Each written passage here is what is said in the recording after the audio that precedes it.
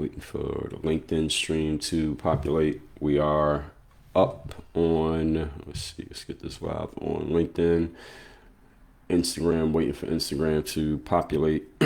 Looks like we are good on Instagram. Are we good? Excuse me, good over here on TikTok. Good morning. Let's make sure YouTube is still good. We good on YouTube? Make sure this is all right. Good morning, everybody checking in on YouTube. Good morning, Rumble. Good morning, X. Good morning, Facebook. Good morning, LinkedIn. Good morning, Instagram. And good morning to the folks over on TikTok. Hopefully we can get on the For You page here today. And I don't get restricted like I did yesterday. I said something that I wasn't supposed to say. I didn't even know I wasn't supposed to say it, but you live and you learn. So let's get into it here today, folks. Hope everybody's had a great week and had a great start to your Friday. The topic here today, we're going to talk about trad wives. Y'all familiar with this term? A trad wife, also known as a traditional wife.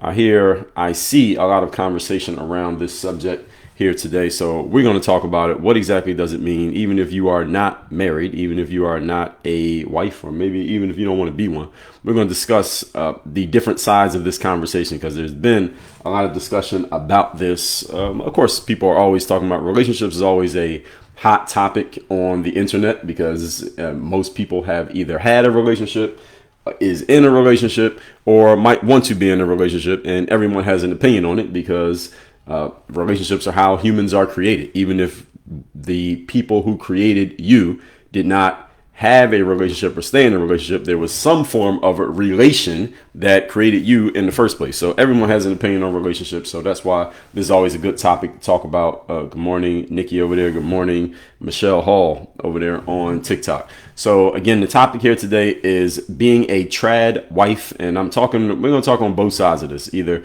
the women out there who either are trad wives, who want to be a trad wife, you see yourself as one, and the men out there who either already have one, or you want one, or you don't want one. And there are women out there who don't want to be one because you are just not feeling the concept. I'm going to explain exactly what it is. Again, trad wife stands for traditional wife.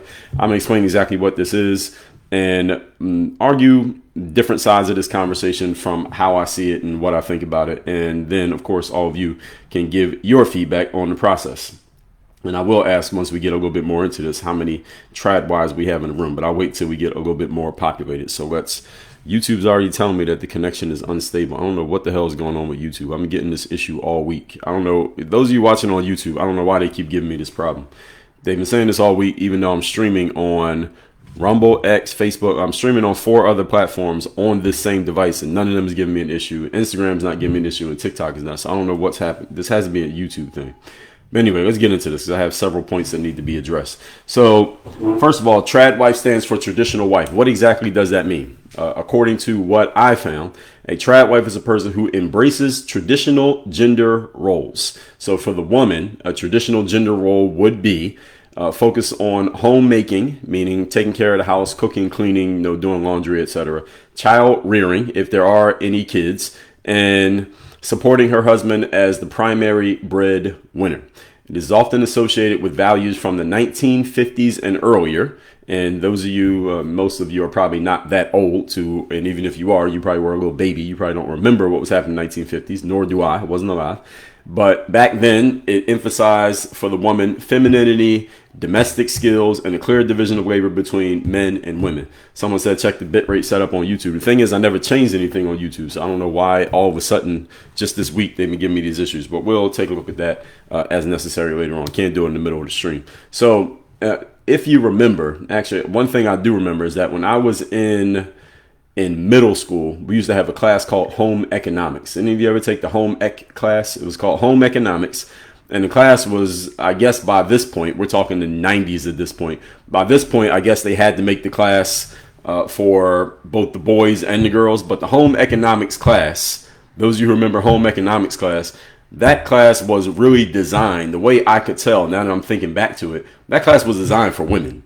And I don't know why they made the boys take the class. But again, I guess by the 90s, they said, hey, we can't be separating the classes between the boys and the girls. But that class is really for girls, because what we would do in home economics class, we would do things like we would use sewing machines. We would use it was sewing machines, I don't know if there was any cooking, but we probably did stuff like that. But I do remember using the sewing machine. That's one thing I remember. And it was just a whole lot of stuff about basically taking care of the house and doing things with your hands. That was what the class was all about. But why they got the boys taking the class? That's not what it's for. I would guess, though, any of you who's old enough to remember, you can tell me that probably back in the 70s and the 60s, the home economics class was just for the girls, and the boys would be doing something else while the girls were in home economics.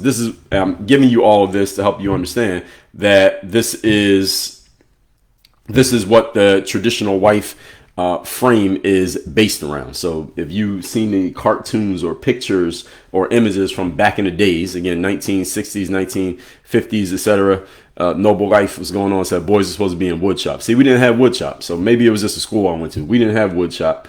We just had home ec, and all of us were in the class, the boys and the girls.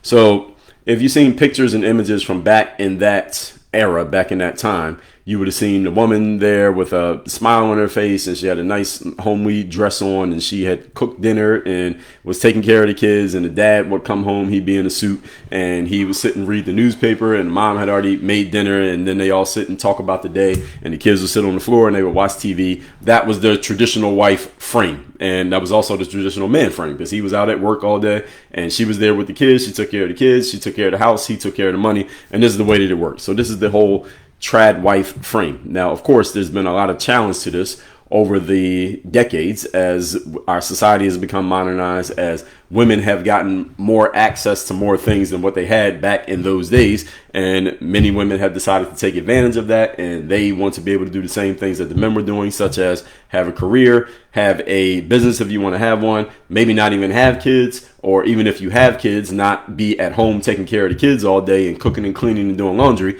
Hey, hire somebody else to do that, or I'll do it when I get home, but I'm going to go to work all day the same way the man is at work all day. Let's put the kids in school or put them in daycare, have somebody else watch the kids so I can go and basically become my fully realized self. I'm not saying this is what it is, but this is how there are a lot of women who look at it like this.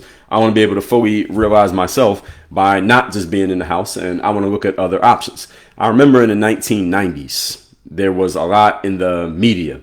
There was a lot of media out there about women just being, I remember it was actually a song out there called A 90s Girl.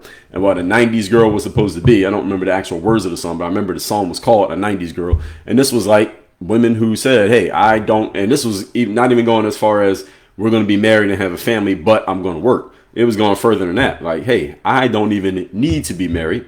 I don't even need a man. I'm going to just do things as I see fit on my own. And I'm just going to take care of myself. And I don't even need a man in my life at all. If y'all remember Miss Willis from down in Georgia, who was on that case with Trump, and when they had her on the stand and she had that testimony that was going viral on social media. I never heard of her till that testimony went viral on social media. And one of the things that she was saying was that my dad always told me a man is not a plan. So you got to take care of yourself and have your money right, and et cetera, et cetera. And this is her explanation of why, even though she was dating a man, she was not dependent on the man. This was all part of that frame. If you saw that testimony, then you may know what I'm talking about. But that, what she was saying, I don't know how old that woman is, Fannie Willis. I would say she's probably in her maybe late 30s, 40s.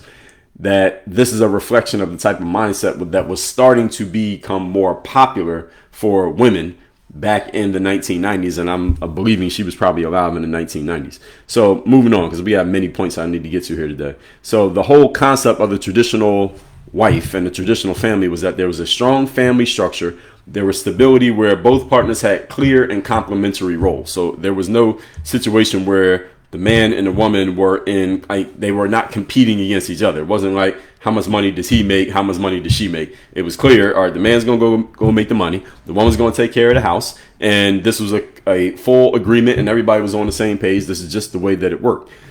Excuse me. And children would also, one of the benefits, if you ask people what are the benefits of the traditional wife situation, and some of you are in this situation to this day, is that the children have a dedicated caregiver at home, not a babysitter, but the actual mother is there at home taking care of the kids, as opposed to having a babysitter or daycare or school, for example, raising your kid instead of you raising your kid. And there are people to this day who still want that type of setup. I don't want to send my kid to a daycare or have a babysitter spending more time with the kid than a parent is spending time with the child. So this is one of the arguments on the for side of being in a traditional family or being a, as they call, a trad wife.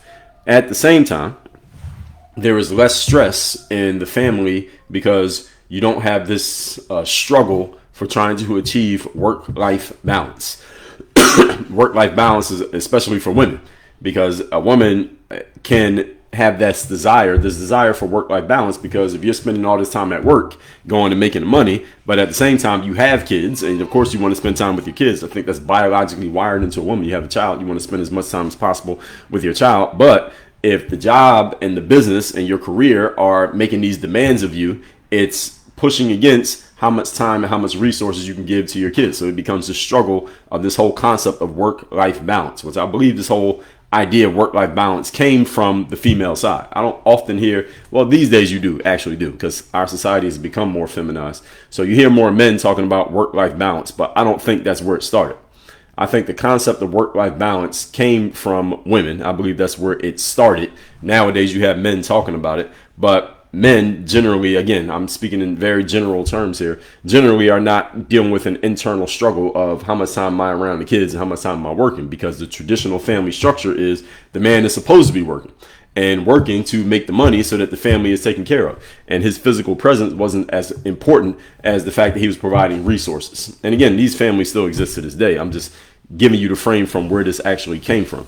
So when there's less stress and work-life balance, the woman is at home and she doesn't have to go do anything business-wise or career-wise to make money, because there's a clear role that she's going to take care of home. The man's going to take care of the money. So the woman is not juggling a career responsibility with a family responsibility. So what this, again, if you ask people who are in favor of traditional family structure and trad wives, traditional wives, is that this encourages in the woman femininity and traditional values, because the original frame of femininity is you are the caregiver, you are the nurturer, you are the homemaker, you take care of the children, you make sure the food is on the table, you take care of your man because he's been out all day working, and you are just there to nurture and support the man. He goes out and does his thing.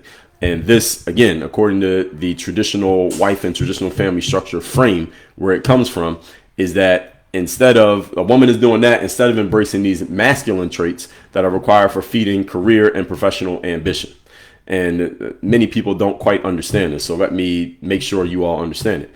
That masculine energy and feminine energy, all humans have a mix of both. All right? Men have feminine energy within them, and women have masculine energy within them as well. But we know in traditional gender roles, a woman has more feminine energy and a man has more masculine energy. And there are certain things that are more feminine and things that are more masculine. For example, competition is a masculine energy. All right, to compete is a masculine energy. This is the reason why if a female is playing a sport, like at a high level, like college or professional in a sport, the act of playing the sport itself is a masculine energy. You're going to be an athlete, a female athlete. You have to tap into your masculine energy to get on the court or the field or wherever and to play that sport competitively. That's just part of the game.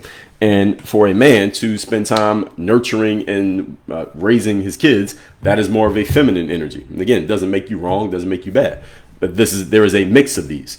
And the whole point of the traditional family was we don't want women feeling the need to embrace any type of masculine energy. Actually, a better way of saying it is that women decided that they wanted to embrace some of the masculinity that comes with doing things that men had more access to doing, such as working and having careers and chasing their professional ambitions. Those are masculine traits.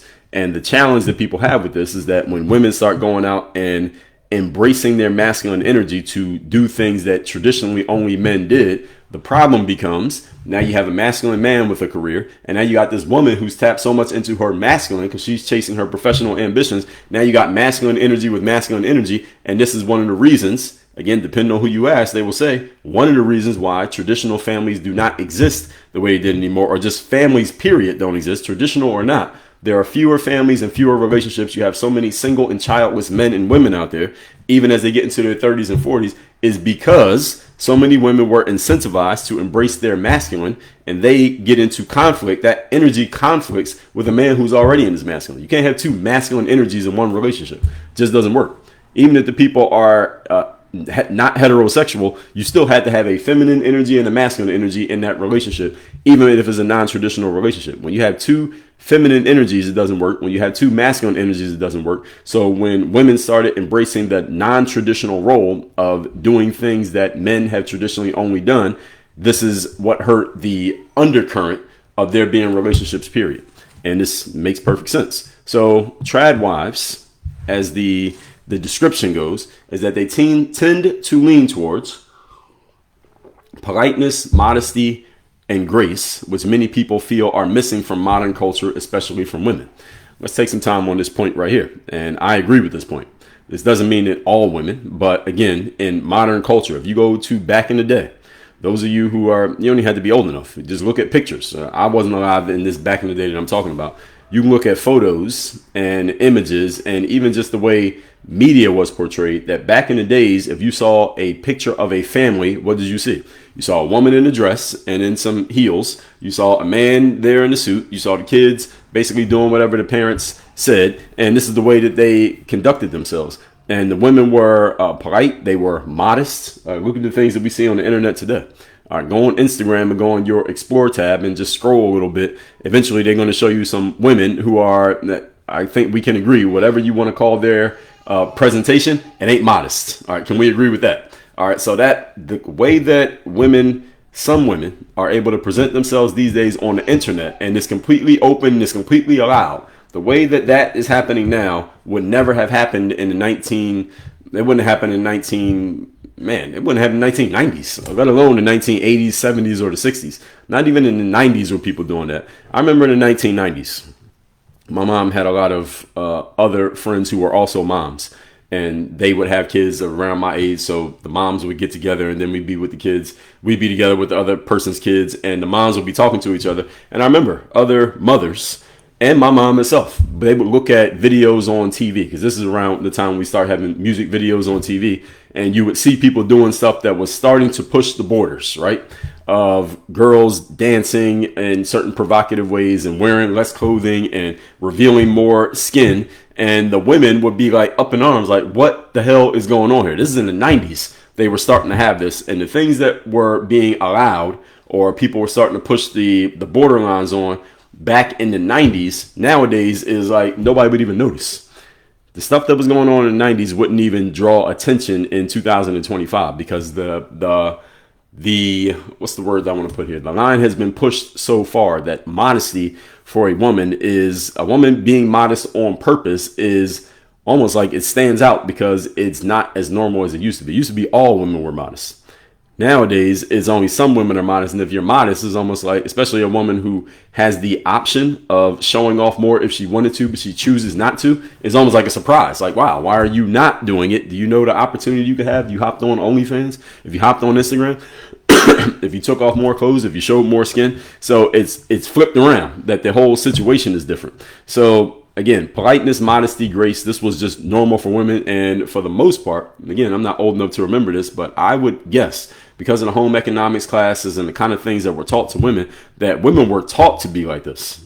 This was not something that it just naturally happened in society. I don't think women are taught to do what you see on OnlyFans or what you see on Instagram these days. I think that's just when you lower standards and you stop holding people accountable for going against a certain expectation, then people are going to do whatever they want to do. That's what's happening in society today. We're going to get to that in a moment. I believe back in the day, again, I'm not old enough to verify, but any of you who is, back in the day, this was taught to women, that you were taught. You went to school and they told you. You were at home with your mother or your grandmother and they told you, this is the way you carry yourself. This is the way that you dress. You do not show this. If you're going to show that, you only show that at home in the bedroom with your husband. You're not showing it to anybody else. That's only for him to see, and no one else is allowed to see that. And if you're not married, nobody sees it. And that's the way that it worked. That was the normal societal norm for everybody, and everybody adhered to that. So some argue, and again, I'm talking on the side of someone who is explaining. I'm explaining what traditional households and traditional wives were doing. Some would argue that a well-managed household could save as much money as a second income could supply. This is one of the arguments. And we're going to get to the counter argument in a second, because I know there are several counter arguments. I'm going to get to those. And I'm going to answer questions and comments at the end, by the way. So some would argue that, hey, a well-managed household, which means the traditional wife is at home managing the house all day, could save money, because some people say, well, why not two incomes? It's two incomes. You have more money, you have more resources, you have more options to do things. But the argument is, well, if the woman is at home taking care of the house, the same financial impact that she would have by going and getting a job is saved by what she's doing in the house, because now you don't have to spend as much money maybe on food, maybe on childcare, maybe on services, because the mom is at home doing that as a job. Excuse me.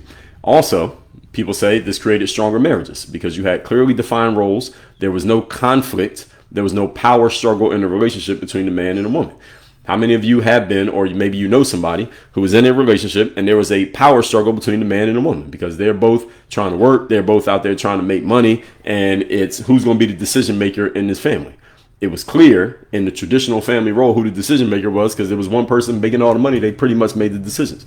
This is where a lot of the pushback of feminism came from. And again, we're going to get to that in a second. I'm just building up one side. We get to the other side in a second. So there was less tension because you didn't have these dual income marriages with both partners kind of disagreeing over work-life balance, who's going to watch the kids, who's responsible for what, who gets to make the decisions as to what the family does, because you didn't have two people who both were kind of alphaing the situation, if that makes sense. So it was a more intentional lifestyle, which could be, again, according to advocates, more peaceful and fulfilling for the woman who chose this role. Now, this one, I very much understand the pushback that came from this, because the whole concept of the traditional wife was created by the man. Because men built society, men still build society to this very day, and men run society, men still run society to this very day. So this was an argument made by men that this is a more intentional lifestyle for the woman, which can be more peaceful and fulfilling for you, woman. And if you choose this route, then it'll be easier for you. So when women start to get more of a voice and more say in how they were living and how they would operate, I completely understand how a woman would say, well, wait a minute, why are men getting to decide what's the right way for a woman to live? I completely understand that. The same way that I would say I don't like when I hear women talking about what defines masculinity and what's toxic masculinity and what's okay masculinity. Why is a woman speaking on that? You don't know, you're not a man. Now, you're not qualified to talk about it. So I can completely understand why a woman would say, why are men telling women what the best role would be for them? I'm in agreement with the pushback. Now, do I necessarily agree with the alternative? Not necessarily, but I understand why somebody would push back. So another thing that the traditional wife, traditional family structure advocates for is that this creates a respect in the biological differences, or it leans towards, or it demonstrates, let's say, best word, the respect for biological differences between men and women, because it embraces the natural gender differences rather than trying to erase them as feminism does. This point I agree with 100%. I believe that feminism has tried to erase the natural gender differences between men and women, and it has encouraged, empowered, if you will, empowered, and just intrigued women into thinking, hey, maybe I can do everything that a man can do. This is not true.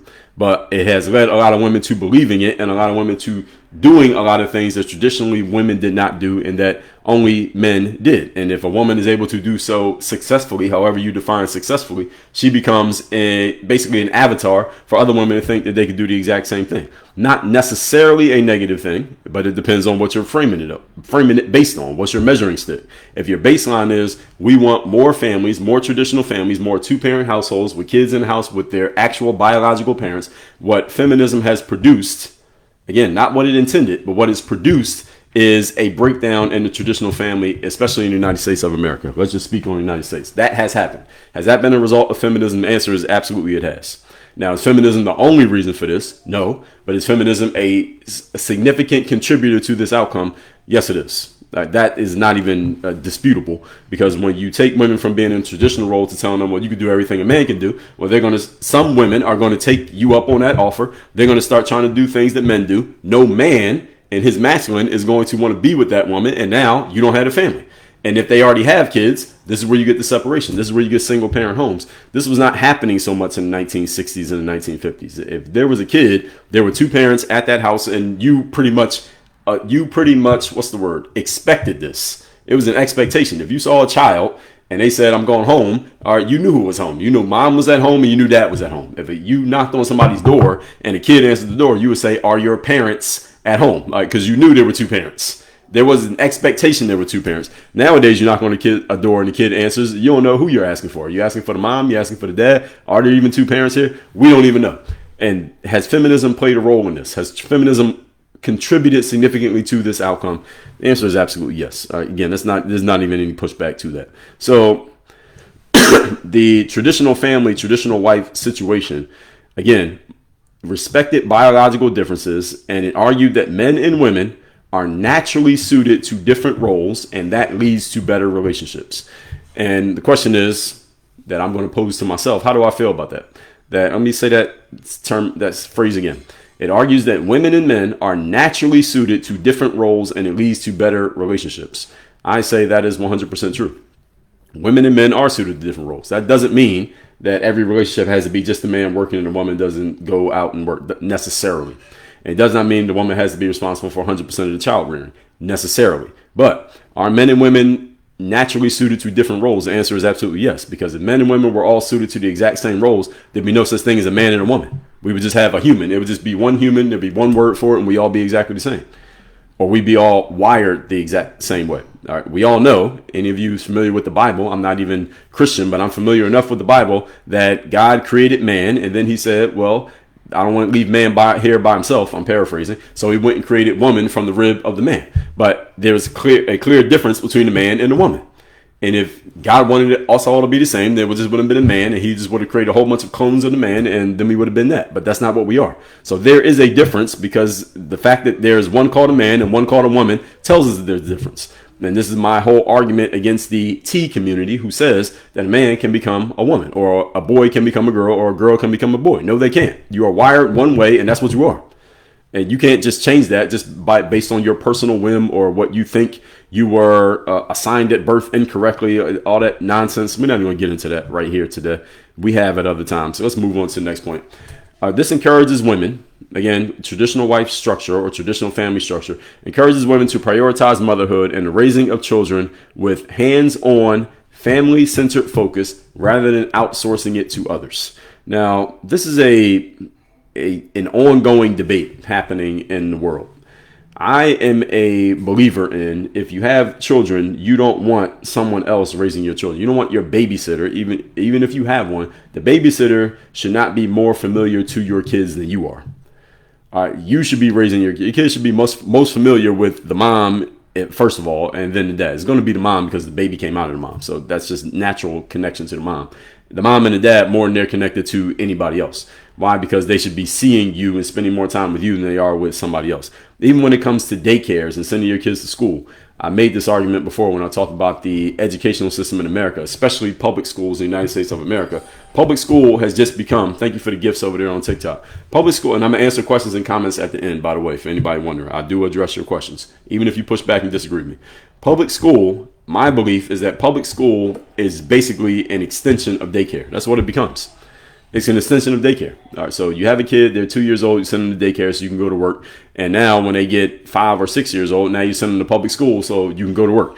And your kid is spending more time at school dealing with the other kids, and you don't know what those other kids are bringing with them from their homes, and with the teachers. You have no idea what that ideologies that teacher is going off of, especially these days. Back in the days, that wasn't the case. These days, you have no idea what that teacher is thinking, what books she is reading, what she believes in, what she's going to push on your kids and try to convince your kids that is true and not true. And she's an adult. Your kid is 8 years old.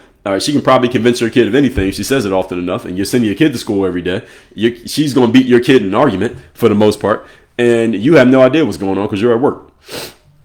Or you are both at work. You, the mom and the dad, y'all both at work. You have no idea what your kid is learning. And what happens is, and this is what should never happen, this is the tragedy, that by the time your kid gets old enough to where they can kind of start to formulate their own arguments, let's say they're 12 or 13 years old, now your kid is sitting at the dinner table disagreeing with you and disagreeing with your worldview. Why? Because they've been taught a different worldview that goes against yours, and they've been learning it at school where you've been sending them for the last 8 years. You start sending them there, so they learned a worldview that conflicts with the worldview of mom and dad, and now they're arguing with mom and dad at home, and they think that you're wrong, or they think, hey, you're an oppressor because you're white, or you're a bad person because you did this and that, or hey, you're holding mom back because she's at home and you're getting to work and you're making all the money, you have all the control. Your kids start arguing with you because they've had a worldview installed in them by the public schooling system that you didn't want installed, but because you sent them there, that's what happened. This is the tragedy, and this should not happen. If you're a parent, that absolutely should not happen. You're sending your kid to school, you should know what's going on at school. Even if you choose to send them. You choose to send them to daycare, you choose to send them to public school. Private school, you have a lot more say because you're writing a check. They listen when you call. Public school, you call, they don't really have to listen to you if they don't want to. I mean, even though it's your money funding them, you're not writing a check directly, so they don't really listen to you.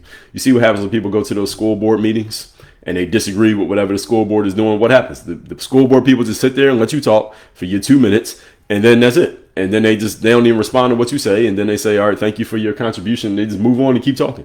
They don't really give a damn what you have to say, even though it's your money. Technically, it is your tax dollars paying for that. They really don't give a damn what you say. They do whatever they want to do. The point being, not necessarily every public school is bad. The point being, you don't really have a say in what they're doing. You can go up there and find out what they're doing. You can try to make sure that your voice is heard and that your face is seen in there. My mom did that all the time. My school teachers all knew who my mom was, at least up through like middle school. They knew exactly who she was because she was always there. She went to every parent-teacher conference. When I was in elementary school, she would actually bring us to school every day and just make sure the teacher saw her and all that. So if there was ever an issue, the teacher knew they could go directly to her, which brings me to my other point. Back in the 80s, 90s, there was a traditional approach most teachers had. And most of the teachers that I had up through middle school, there started to be more men once I got into about middle school in the 90s, early to mid 90s. But in the 80s, a lot of teachers were women. A lot of my elementary school, when I think back elementary school, most of the teachers in the school were females. There was a few male teachers, but there was a few of them. If there were 50 teachers, my school wasn't that big. My elementary school, let's say there were 25 teachers. I would say 21, 22 were females. And I think that was a reflection of the way society was at that time. And almost all of them had husbands because they would mention something about kids or a husband. But other than that, other than mentioning kids or a husband, your school teachers back in we're talking 80s and the early 90s. I don't know it started to change a little bit after that. 80s and the early 90s, your teachers, you didn't know anything about them other than if they had a husband, they would mention that, or a wife, they would mention that. And if they had kids, they might mention them in passing. Other than that, you didn't know anything about what they did outside of school. You never saw them outside of school. They never talked about anything outside of school. And they never let you into their business, and you never even thought about asking. Nowadays, what are teachers doing? Some of y'all let me know. I don't know. I don't know what teachers are doing these days. I don't plan on sending my kid to a public school, any of my kids to a public school. But what are teachers doing these days? These days, it seems as if, actually, it doesn't even seem, because you can see it right here on TikTok.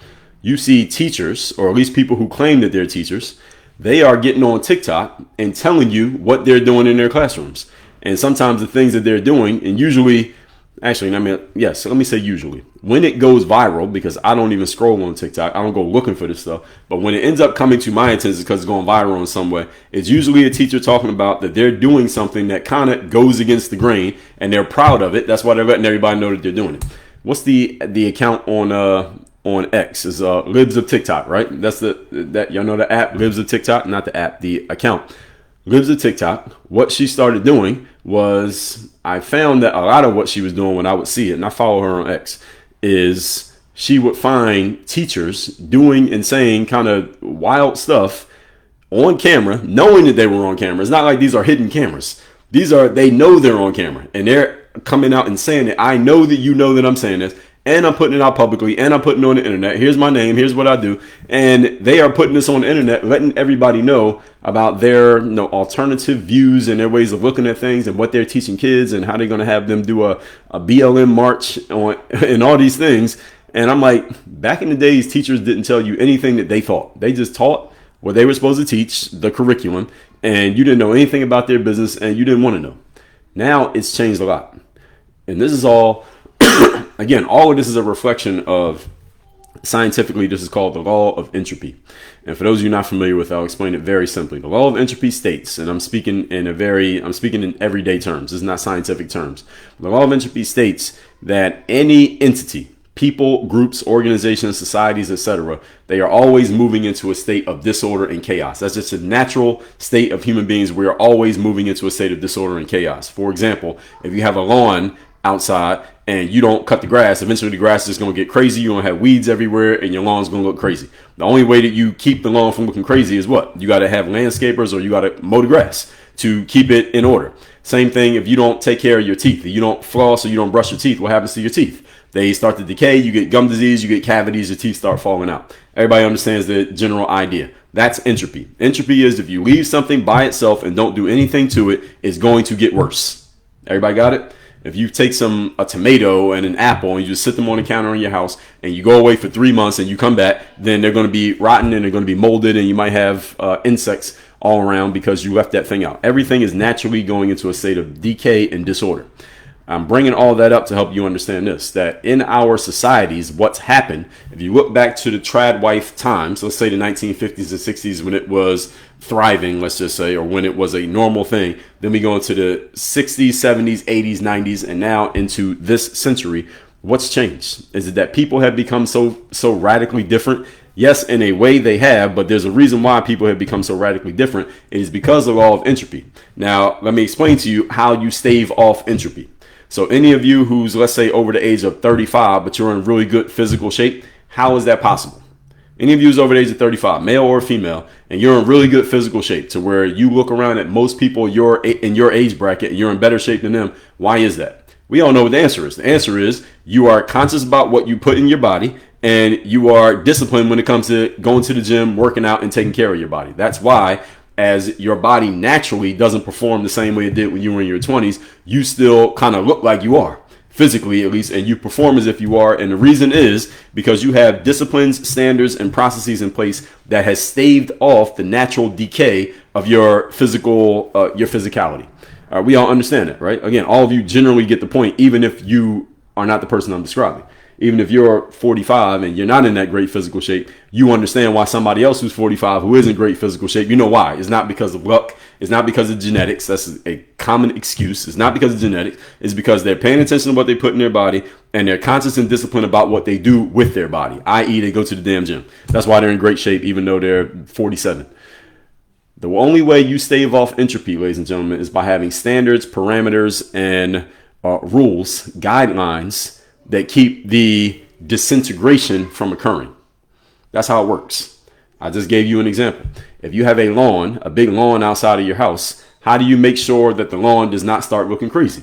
Very easy. You hire a lawnmower, the kid down the street, or you hire a landscaping company, or you have your own lawnmower, and every 2 weeks, somebody has to go out there and cut the damn grass. What is that? That is a standard. It's a procedure. It's a process. If every 2 weeks somebody cuts the grass, then the grass is never going to look crazy. Why? Because every 2 weeks we have a standard in place that keeps the craziness from coming in.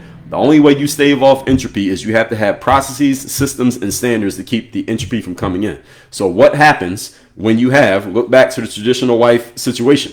When you had the traditional wife situation, 1950s and 60s, there was a standard. There was an expectation. There was a guideline that this is the way families work. This is what the man does. This is what the woman does. This is what the children do.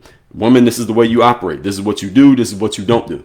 And there were standards and there were expectations, and pretty much everybody adhered to those expectations, and anybody went against those expectations were the exception. They were not the rule. And exceptions do not disprove a rule. They only further solidify the rule. So what happened is, going into the 1970s, 1980s, 1990s, and now in this century that we're in now, and I'm answering questions and comments at the end, what happened is we slowly started removing standards.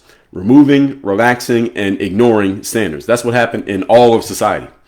I'm using the traditional family, traditional wife as a frame here, but what happened in all of society is that we started lowering standards. So instead of saying a woman needs to be modest in her dress and modest in the way she conducted herself, we said, well, no. Why does a woman have to be modest? Why can't a woman just be whatever she wants to be? Why can't she just be free? Why is a woman being restricted? Let's let women do whatever they want to do. And this is where we got in the 1990s. You started having women showing a lot more skin and having their bodies out in music videos. Then we got into the 2000s. Now women are showing more skin and having their bodies out in anything. Then they got to be in a music video. At least back in the 90s, you had to have the excuse of I'm dancing in a rap video to have my ass out. Now you don't have to have an excuse. Now you just walk around like that. Now it's normal. Now, depending on where you live, you can see a whole lot of this. And what changed? Again, did women just radically change? No. What changed is we took the standards that we used to have and we just stopped enforcing them. Societally, we said, okay, we're not going to have that standard anymore. Let's just do what we want to do. We just do what you want. You don't have to follow any standard. Do as you wish. And this is what happens when you let human beings operate without standards, without guidelines, and without parameters. You get entropy. All right, this is not something that humans decided. This is a scientific law. What we're seeing in the world today, that we don't have families the way that we used to, that you don't have two-parent households that we used to. We have so many single parents out there, and we have so many childless and unmarried people, not because they don't want to be connected to another human. That's wired in us to connect to other human beings socially and relationally. The reason that's happening is because we lowered the standard. There used to be, back in the, we could even say the 90s, early part of the 1990s. Any of you can confirm this? Early part of the 1990s, if you were a single mom, there was a stigma attached to you. If you were a mom and you had a kid or kids and you were not with the husband, you were stigmatized socially. People kind of looked at you funny. You almost were kind of, you were self-conscious about even letting anyone know that you were a single mom. I can't remember what movie it was, and I don't remember the actress's name. Some of you may know. It was a movie where I think it might have been Sandra Bullock. I don't know actors or actresses that well. There's a movie in the 90s. It was either Sandra Bullock or what's the other woman's name? What's the woman's name who played Miss Congeniality? What was her name? Is that Sandra Bullock? Somebody tell me her name. The woman who played Miss Congeniality. I think it was her. Whoever that woman is, I think that it was her, and it was a different movie. But what was that woman's name? Can somebody verify? Tell me what that woman's name who played Miss Congeniality? It was Sandra Bullock? Okay. So Sandra Bullock, she was in a different movie where she had gotten pregnant and she was artificially inseminated. What was the name of that movie? Because I remember seeing that movie. That movie had to have been in the 90s. She was pregnant and she was artificially inseminated back when that wasn't even, I never even heard of it until I saw that movie. I don't even hear people using that term anymore now. I guess, what has that been? Is that IVF? Is that what it became? So in that movie, she had been artificially inseminated. And I remember in the movie, she would be like going to the doctor or she'd be getting in a cab or something like that. And she'd be telling people, hey, I need to go to the doctor because I'm pregnant. And every time she told somebody that she was pregnant, the natural response, every time she told somebody she was pregnant, you know what the natural response was to every single person?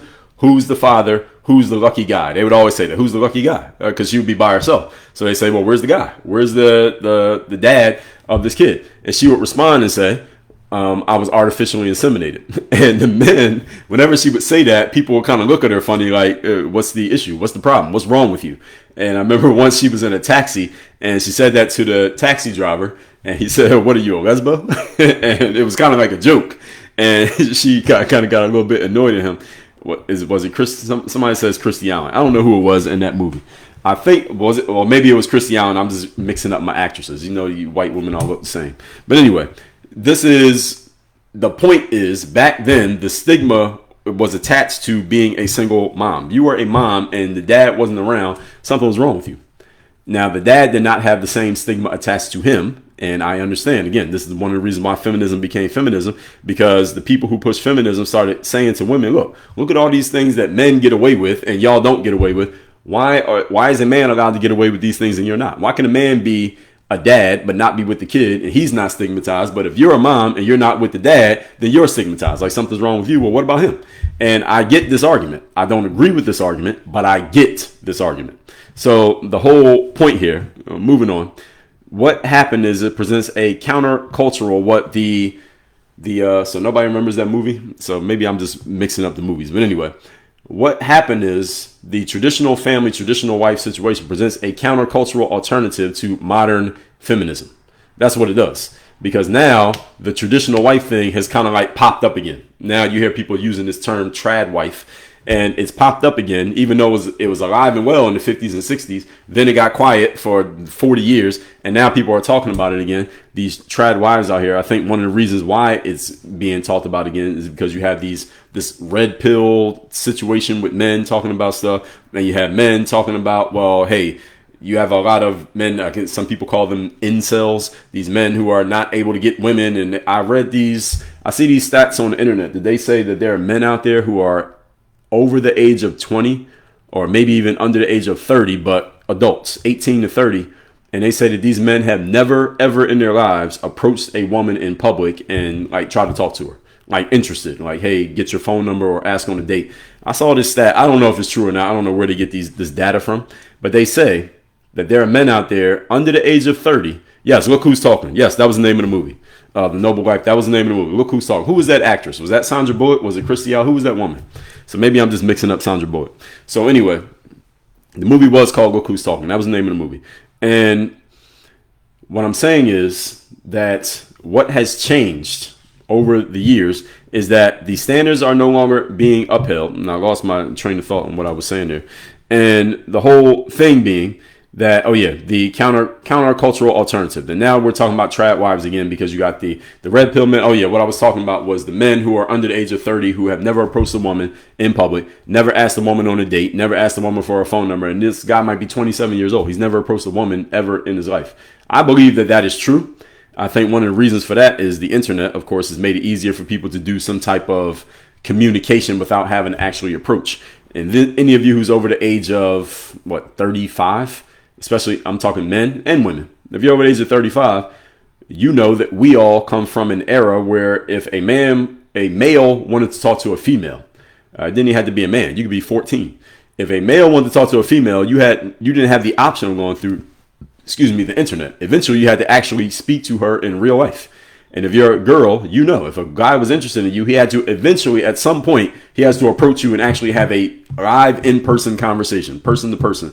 You couldn't go through the internet. You couldn't send a DM. You couldn't just like a couple pictures and hope that they got the point. You had to actually talk to them somehow, some way, whether at school, at the mall, at the dance. You had to ask them to dance, whatever you had to do, or you just had to approach the girl and start a conversation, which is why I did an episode on my podcast where I talked about this probably a couple of years ago, that the era that we come from, if you're between the ages of, let's say, about 35 to 55, right now, today, you're between 35 and 55, we come from the best era. That was the best generation. Why?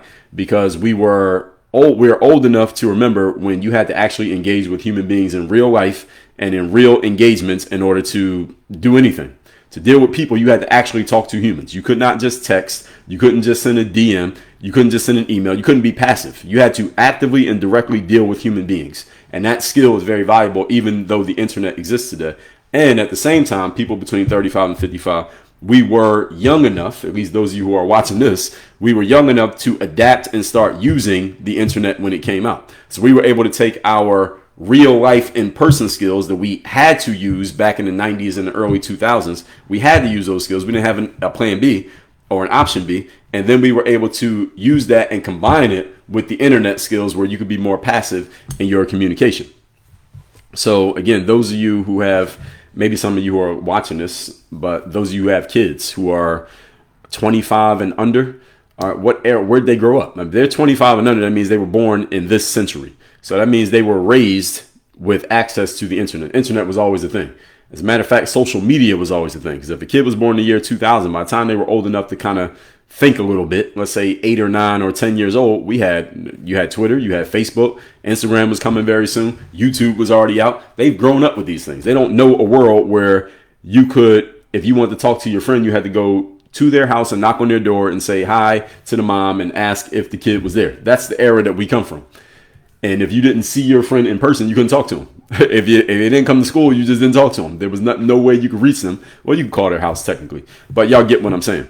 So now, all that being said, let's get to the other side of this argument. All right, I gave you one half. Let me give you the other half.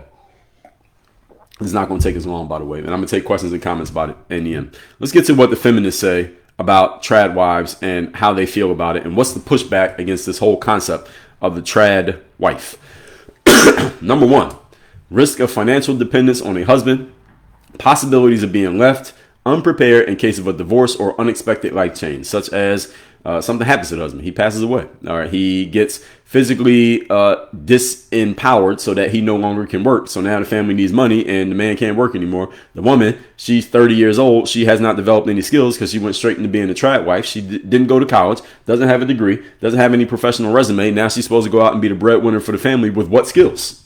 All right. This is one of the pushbacks that feminists have or just women in general have against the concept of being a trad wife is that you are basically you're hanging yourself out to dry to where if anything happens to the man who is providing for you and the family, you don't have the resources or the skill set to go and replace his production. And also the woman, actually, let's just leave it at that point. That is a big point. That's a very strong point. And I have known women who have been in a trad wife situation, somehow, some way, for whatever reason, ends up not in that relationship anymore. So whether the man has passed away, whether the man just divorced her and left her for somebody else, I've seen that. And now the woman is kind of like, now what do I do? They're kind of asked out, like, what do I do now? Because they got to take care of themselves and they don't have the skills and they don't have the resume. They got a 15-year gap in their career resume because they weren't working. Because the man was taking care of everything. And then as soon as the man didn't want her anymore, now she's left out there and she can't do anything else. I understand how this can create a high level of anxiety in a woman who's considering going into a traditional relationship or is being offered one by a man. Now, I believe there are women out there who are completely okay going into that traditional type of relationship where they can just be the trophy wife or the pretty woman. Because I know a lot of women who are what we used to call trophy wives. And we still use that term, trophy wives, where they don't even have kids. They don't have kids. They're just with the man. The man makes all the money. She may make some money, but is not enough to support the household. The man makes the money. She is there for the man to support him. They don't even have children. And she does not earn enough money if they were to break up for her to maintain her lifestyle. So whatever you call that, there's not technically not a traditional one because you don't have kids. So, and you don't have the home care is not as much of a burden when it's just you and another man.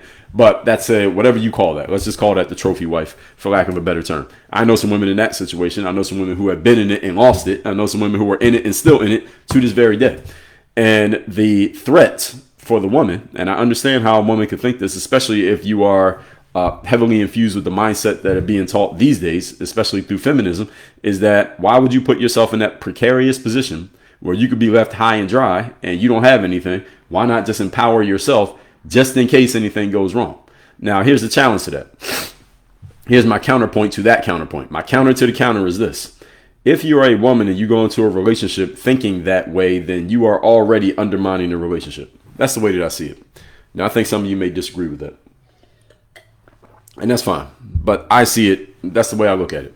That if you're a woman going into a relationship where you are proposed to be a traditional wife or a trophy wife, where your money does not matter, so you may have some, but it's not enough to support the lifestyle you're going to be living, and you know that, and then you go into the relationship thinking, well, I don't know if I want to go into a relationship like this because what if we break up? What if we get divorced? What if something happens to the man? And then I'm going to be, again, having to supply things that I don't have the resources to supply. And you go into the relationship thinking that way, you're already undermining the relationship. I just don't like that way of thinking. And also another thing that I should mention while we're talking about this, it used to be that if two people got married, that was for life. Marriage was for life. For better or for worse, to have and to hold, in sickness and in health, all the things you say when you got married, that's it. You're there. You're in it. And you're going to figure it out. If something goes wrong, you're going to work it out. If y'all are not seeing eye to eye, y'all going to figure that out. It wasn't, oh, well, I'm not happy anymore, so I'm just going to leave. It was Drake has this song called Search and Rescue, where in between the verses, there's a clip. I think it's one of the Kardashian sisters. I don't know which one. Maybe it's Courtney, maybe it's Kim. They're talking to the mom, Chris, because it's just audio, it's just a song. And she says, I didn't come this far to only come this far and not be happy. That's what she was saying. And I don't know what she was talking about. They don't give you the context.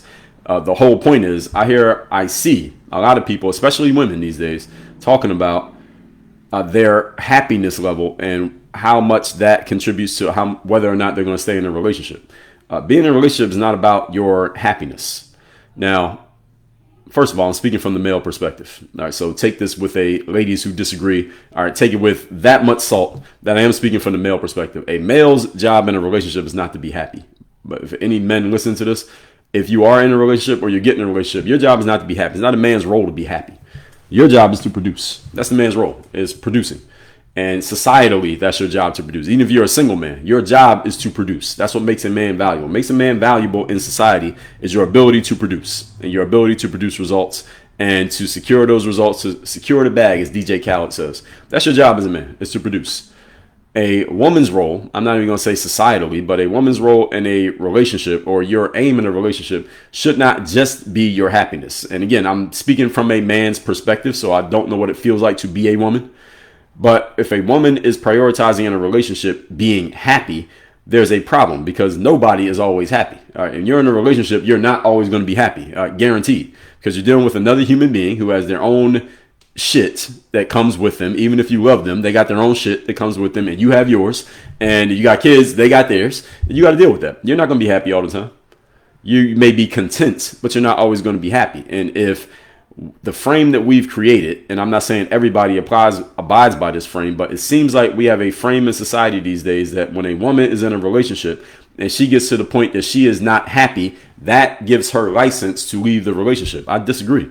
If you're married and or have children, that is not a green light to leave the relationship because you're not happy. That's not the way it works.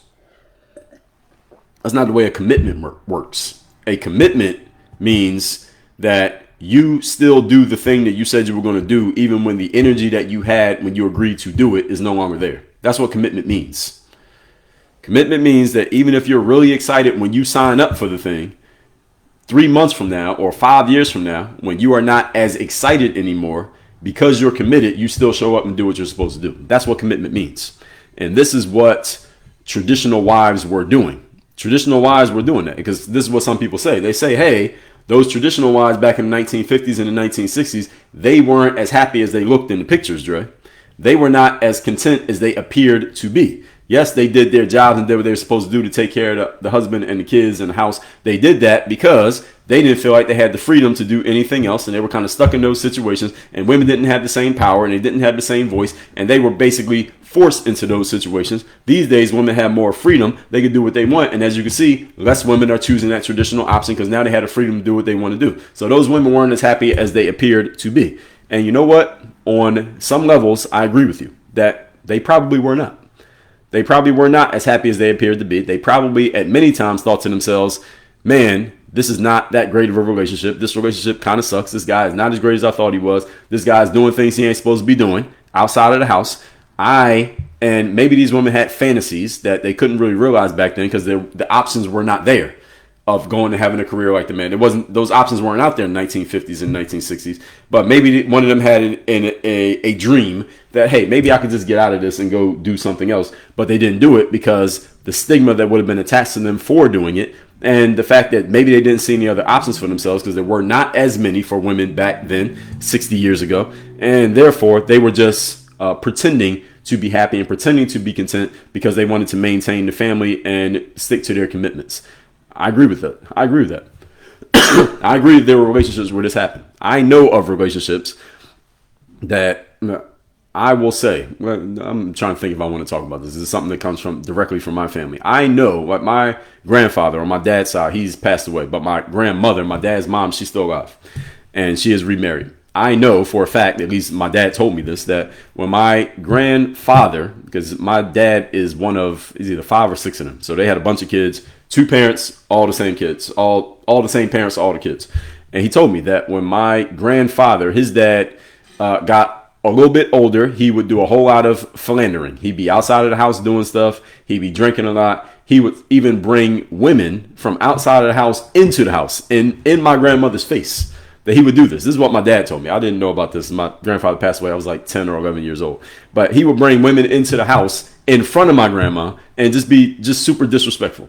And it got to the point that when my grandfather, probably close to when he passed away, maybe a year or two before he passed away, my grandmother did actually leave him. But by that point, all the kids were grown. My dad was like, when my grandfather passed, I was like 10, 11. My dad was probably 30, in his early 30s, and he was the youngest kid. So she dealt with this for 30 plus years. I don't think he was like that the whole time. What I'm saying is those years when he started to get, out of bounds, she had dealt with that all that time. The kids were 30 some years old. Then she left, and she's still alive. This was like when my grandfather passed away 20, 30 years ago. She's still alive. So she outlived him, and she outlived like 3 husbands. And miraculously, my grandma, she's in her 90s now, but he passed away then. The point is, I'm using that as an example. Were there other relationships like that? I believe there were, where the man was kind of reckless because he could be, and the woman stayed anyway.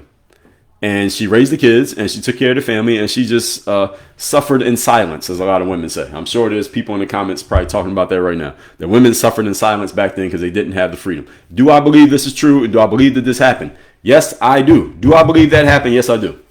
I do believe that that happened. I believe that that was a thing. At the same time, when you get married and when you have children, you made a commitment. This is what we call the trade-off. Again, let me emphasize, a commitment does not mean you're always going to feel good, does not mean you're always going to be happy, and does not always mean you're going to feel like doing what you are committed to doing. You do it any damn way. Now, again, I'm cutting you ladies some slack. Women who are listening to this, I'm saying this as a man. This is exactly how I talk to men. All right, when you are committed to something, you do it anyway. I don't care how you feel. Are you supposed to be at the gym today? You're tired, so what? It's cold, or your neck hurts? Go to the gym and do your damn job. Go to your work and do your damn job. Get on that call on Zoom and do your damn job and close that deal. That is your responsibility as a man. This is not optional. You're in it. You're in it. When you're committed, you're in. And it's the same thing that I would say when I'm bringing up marriages and kids as the foundation of my point here. That when you get married, I don't know how everybody gets married, where you get married at. You got married in a church or a mosque or wherever you practice your religion, if it's religious. But I don't know of any marriages that are marriages until you don't feel like it anymore. Is there any type of marriage, any of you ever been in or in a marriage where it said when you got married, hey, you're in this as long as it feels good, or until you don't feel like it anymore, or until you don't like them anymore, then you can leave. I don't know if there's any marriage that says that. I don't know if there's any that says that that's okay. Not that I know of. Now, I'm no expert on marriage. I'm no expert on religion, but I don't know of any that you can just leave when you feel like leaving. That's not the way it works. When you get married, you're committed. And if you don't want to honor that commitment, then don't get married. That's how it goes. And when you have a child, even though having a child is not technically there's paperwork like the birth certificate, but there's not a process the same way there is when you get married. When you have a child, you are making a commitment, unspoken commitment, that you're committed to that child. And this applies to the men and the women, by the way. I'm speaking to the men too. You have a child by a woman, you should know that you're committed to that woman, because otherwise, why are you having unprotected sex with her? If you're not committed to her, then have protected sex if you want to do that. But you shouldn't be having unprotected sex with a woman you're not okay having a baby with. That's reckless. And we know that happens a lot these days because, again, standards have been lowered. This wasn't happening back in the day. And once you have kids, you got to be in it. You don't have a choice. Speaking of my grandfather, this is what my dad told me, because I have one sister. She's a year older than me. And my parents had my sister. They were not yet married, and then they got married, and then I was born right after that. And what happened is my dad told me that when he had my sister, this is one kid with one woman, they were together. My parents were together, but they weren't married yet. So he had one kid, was my sister. And then when my mom got pregnant with me, his dad, my grandfather, said to my dad, okay, one kid is one thing, son, but now you got two kids with this woman. You have to marry her. And that's when they got married. They got married like 6 months before I was born, because it was kid number 2 was on the way. And the point being that back then the standards were that way. And then this is the 1980s by this point. So it's the 80s. So this was my grandfather saying to my dad, like, you can't have 2 kids with a woman and not get married to her. And my dad followed suit and he got married, and they've been married ever since. At least the last time I talked to them, they were still married. I talked to them on FaceTime like 2 days ago. So they are still, the whole point. And I know for a fact, there were times during that relationship when, I don't know about my dad, but my mom definitely was thinking, hey, I don't need this anymore. I need to go. There was a time when she actually said it out loud in front of us, but she didn't do it. I don't know what they did, but she didn't do it. And they're still together to this day. The point being that when you're in it, you're in it. This is not a thing of convenience. And one of the main issues I have with feminism, modern feminism, is that it has introduced to women into a bunch of feminine energy men who co-sign it, that a woman can just leave a commitment just because you don't feel good anymore. Again, this is the sentiment that the Kardashian sister, I don't know who it was, said that I didn't come this far just to come this far and not be happy. Happiness is not your priority when you're an adult. By the way, when you're an adult, if you have any one of the following three things, you have a career, if you have a relationship, or you have a child, happiness is no longer your priority. Now, if you have no career, no relationship, and no kids, then you can go be happy. You go live on the beach and drink mimosas and dip your toes in the sand, and you can just live however you want to live. But if you have any one of these three things, happiness is no longer your priority. You gave up happiness as soon as you accept a career, a relationship, especially a marriage, or a child. Happiness is out the window. It's still on the list, but it's down here. It ain't at the top anymore. Happiness can be prioritized when you're 12. Or where you're single by yourself with no career. As soon as you accept one, you're going to run into what we call the third day. The third day is any situation that you get into when you realize that this thing that you signed up for is not always going to be fun and games. And that's when we find out if you're really committed or if you're not. I wrote a whole book on the concept. I can see this book right behind me. It's called The Third Day, The Decision That Separates the Pros from the Amateurs. You see it right there. If you're going to be a pro, you got to show up even when you don't feel like showing up. Amateurs can quit when they don't feel like it. Amateurs can just decide, no, what, I'm not going to go to work today because I don't feel like it. What makes you an amateur by definition is you're not getting paid. As soon as you accept a paycheck, as soon as you bring a human into the world, and as soon as you make a commitment under your higher being that you're with this person, then you got to show up even when you don't feel like it. You get a free copy of this book by going to thirddaybook.com, by the way. The point is you got to show up. Continuing. Gender inequality and the patriarchy. This is, again, I'm making arguments on the side of the feminists, the side of the non-trad wives out here. So they say gender inequality and the patriarchy. We heard a lot talk about the patriarchy over the last 10 years. Let's dismantle the patriarchy. Let's install the matriarchy. First of all, that's not possible because a matriarchal society will collapse. It will fall apart. And when I say matriarchal, what do I mean by that? It means a society completely run, built, constructed, and maintained by women. That will not happen. How do we know it won't happen? Because it won't work, rather. How do we know it won't work? Because it's never worked ever in society in history. Everywhere in the world, any society you can name, we've had civilized human life for how many years? Let's just say just the as long as America's been around. All right, 200 so years. Name one society that was built, maintained, and run by women. Name one. And it's a trick question. You can't name one because there's never been one. Now, somebody may say, well, the only reason there's never been one is because men run everything. They won't allow women to have it. Well, that's the fucking point. If women could build, run, protect, defend, and maintain a society, then they wouldn't need anyone's permission to do it. So a matriarchal society is a farce. It's an oxymoron. It can't happen. That's the reason why there's never been one. And there have been 195 or so countries in the world. We've had all these years of civilization. Never, not one society completely built, maintained, and defended by women. Not one. How is that possible? That's statistically damn near impossible. The reason why it doesn't happen is because that's not the way the higher being created us. The higher being created the man to lead, build, construct, and defend. He created the woman to be a support system to the man. Period. End of story. That's the way it was designed. Biologically. This is not societally. This is not opinion-wise. Biologically, that's the way it was designed. That's the reason why it's worked out that way for all these years, all these societies, and all these attempts at doing it another way. They've all failed. All of them. Now, some of you may say, well, Dre, what do you mean? Kamala Harris damn near won the presidency. Hillary Clinton tried to run the presidency. There are females as president. The woman in Mexico, all right, she's a female. There are female leaders in other countries around the world nowadays. There are female CEOs. There are females running colleges. There are females doing all these things. There are females in leadership positions in all these different places, Dre. There are single moms running households and their kids are turning out fine. What the hell are you talking about, Dre, that there can't be a matriarchal society? Good question. Let me answer it. Actually, it's not that good of a question, but some people think it's a good question. It's actually not, but let me tell you why. The only reason that you can put women in leadership positions in 2025 and beyond. The reason you can put them in leadership positions is because the structure, the backbone, the foundation, the undercurrent of all those organizations that are being quote unquote run and led quote unquote by women, they've already been built. The framework has already been built by men and is maintained by men. That's the reason when you can put a woman in charge at a college these days, because what risk is she undertaking by taking that leadership position?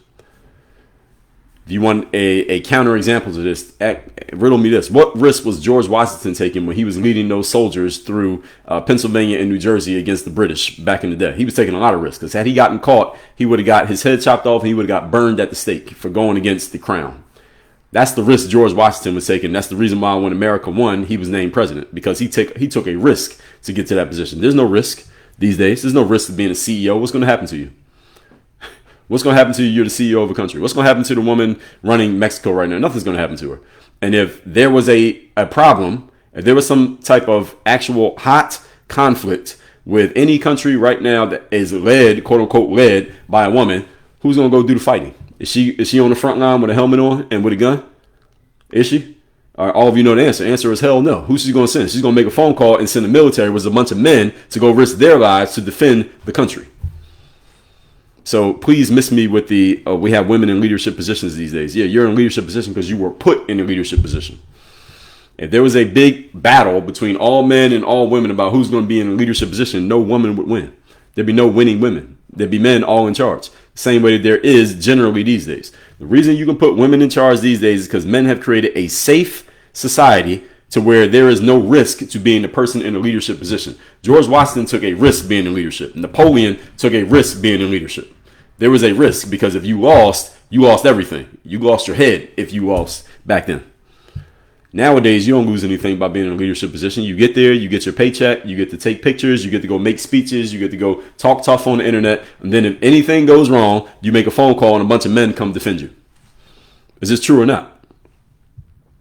Men, when you're out in society, you're out in everyday life, and you approach a woman you're interested in and she's not interested in you, what does she usually say to you? Or women. Somebody answer this in the comments. When you approach a woman you're interested in and she's not interested, or if you're a woman and a man approaches you and you're not interested in him, what do you actually say to him to get him to leave you alone? What do you say?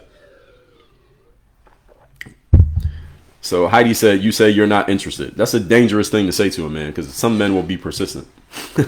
Some men will be persistent. I've seen some very persistent men, at least where I come from. I don't know where y'all come from. So maybe they say they're not interested, but that's like a straight up turn down. That's just a straight up like, no, stop, get away from me. Kevin gave me the answer. Kevin knows the answer. So you women, I'm questioning your answers here. Kevin just gave you the actual answer. What a woman says when a man approaches her, especially a man who's in his masculine, usually a man is in his masculine energy if he's going to approach a man, because it takes balls to approach a woman. Because it takes balls to approach a woman because she might say no. So a man has to be in somewhat of his masculine state to approach. And, Bev, being grateful, gave the answer. There you go. MNM gave me the answer. China gave the answer. Yeah, all of you got the answer. The answer is the woman tells you that she has a man. That's the answer. If a woman is not interested in a man and a man is approaching and looking to pursue her and she wants to get rid of him, the woman's general answer is, I have a man. I have a boyfriend. I'm married. And some of you are actually have a boyfriend. Some of you are actually married. But let me ask this question. Men and women, just put a yes or no in the chat. If a woman's not interested in a man, even if she's single, will she still lie and say that she has a man? Yes or no? Urban Homemaker says a lot of men think they're God's gift, and how dare you not be interested? Yeah, exactly. I mean, that's my point, Urban Homemaker. So what do you do to get rid of that guy? What do you do to get rid of him? If you just say you're not interested, it's kind of a masculine response to the man. That's a masculine response to a man, because you're kind of challenging him if you say I'm not interested. What most women say is, I have a man or I'm married. Even if they're single as hell and they never been married, they'll still tell you that they have a man or they're married. Why do they do that? They tell that to the man because they want the man to imagine another man that will defend that woman if you don't walk away and leave me alone. That's the reason they say it. What's the point? Even women in this modern wave of feminism use imaginary men to get themselves away from men that they don't want to talk to. Use an imaginary man to get rid of that man. The real man in front of you, you get rid of him by using an imaginary man. Or a man that does actually exist, but he's not there. So let's say you got a boyfriend, but he's at home, you at the mall, and you want to get rid of this man who's in your face right now. What do you mention? You mention your boyfriend who's not even here. To get rid of that man. Here's the point. And all of you just proved it. In everyday society, to this very day, when a woman needs to protect or defend herself, she calls on a man, whether the man exists or he doesn't. When a woman needs to protect or defend herself, she calls on a man. And all of you just proved it. See, this knocks down the bullshit argument of modern feminism that a woman can do everything a man can do. No, she can't. A woman doesn't say, hey, I got a girlfriend. You say to a man, you got a girlfriend, he might get more interested. Oh, you got a girlfriend? Perfect. Three of us. All right, so a woman uses a man to defend herself whenever she needs to. She uses a man. Either she calls on a man or she uses one. And let's say you're absolutely single. And let's go with, who was that left that comment? Urban Homemaker. All right, so Urban Homemaker. Let's just say, so what she's saying is that she'll tell a man that she's not interested. And I believe that's a masculine thing to say. It doesn't mean you're wrong for saying it. But let's just say you're in a mall. A man approaches you, right? He's interested. You say, I'm not interested. And he keeps trying to talk to you, right? He keeps trying to talk to you. You try to walk away. He follows you. He keeps talking to you. He keeps bothering you. What eventually is going to happen? We know what eventually is going to happen. Either A, another man who's walking around the mall is going to intervene and try to help you out. Y'all saw the movie Hitch? I remember the movie Hitch with Will Smith and what's that Latin woman's name? What the hell is her name? Eva Mendes. So Eva Mendes is in a bar and she's pretty, and this guy tries to come up to her with all these pickup lines, and what do they call those guys? The pickup artist lines. He has all these lines memorized, and she's trying to turn him down. She's being nice, trying to turn him down, and eventually Will Smith sees what's happening. He comes in, pretends to be her man so that the other guy goes away, and the other guy gets annoyed and he walks away, and then Will Smith introduces himself and they start talking, etc., etc. That's what would happen. Either something like that would happen, or you walking in the mall, Urban Homemaker, you're going to call in the mall security, which is usually a man, or as a woman with a gun, to defend you. True or not? Because what you going to do with that guy? All right, what are you going to do? If he decides to get more aggressive, he gets really aggressive, what are you going to do? And I'm speaking in a general sense. Urban Homemaker, maybe you're built like Layla Ali and you can beat him up. But generally, you get my point. So this whole concept of we can build a matriarchal society, no, we can't. And if we could, why haven't we done it yet? It's been hundreds of years. So some argue this whole concept of trad-wise, it romanticizes a past where women had fewer rights, fewer opportunities, as traditional wives tend to have less decision-making power in relationships, and many women who have embraced feminism want the power of making decisions. This is a solid argument. Now, I don't agree with the matriarchy-patriarchy point, but the rest of this point I agree with. Let me say it again. That the trad wife ideal, it romanticizes the past when, again, women did not have as many rights. They couldn't make decisions as much, and they just didn't have power in relationships. And people who have embraced feminism, they want these things. They want to make decisions. They want to make their own money. They want to have more power in a relationship, even if they're in a relationship. So this is where you get the concept of the modern quote unquote power couple. So this is where you get a Jay-Z and Beyonce, you get a Michelle and Barack, and you get whoever else, famous people who are known to be together. Well, one thing you notice about these quote unquote power couples is how few of them actually last. Have y'all noticed that a lot of these power couples don't last? And two celebrities, two known people get together and they don't always stay together. Have y'all noticed that? Or is that just me? Have y'all noticed that? Y'all notice, what was it? Chloe, who she married? Lamar Odom. What happened to that? All right. You notice Kim Kardashian and Kanye West. What happened to that? All right. J-Lo and name a name. All right. How many different guys she been with? It was, what's the guy's name? Ben. It was Alex Rodriguez. It was Puff Daddy. Notice that these power couple relationships usually don't last. Where you have two people in their masculine alpha energy, it usually doesn't work. Have y'all noticed that? Or is that just me? And there's a whole bunch of them. So moving on, if you want career and personal growth opportunities, it becomes difficult to re-enter the workforce that you've been out for a while. Not that it's impossible, it's difficult because you're competing with other people who've been in the workspace the whole time. So this is one of the arguments against being a trad wife. That if you ever get to the position that you want to pursue a career for whatever reason, maybe you just personally want to pursue a career, but you take 10 years off to raise your kids, when you jump back into the workforce, who are you competing against for those jobs? You're competing against people who've been working the whole 10 years that you've been doing nothing, and you're kind of sloppy. Your skills are not sharp. Your sword is blunted, and you're competing against people who have 10 years of experience that you ain't got. So this puts you in a very tough position to really build a career starting at age 32 when everybody else been doing this since they were 21.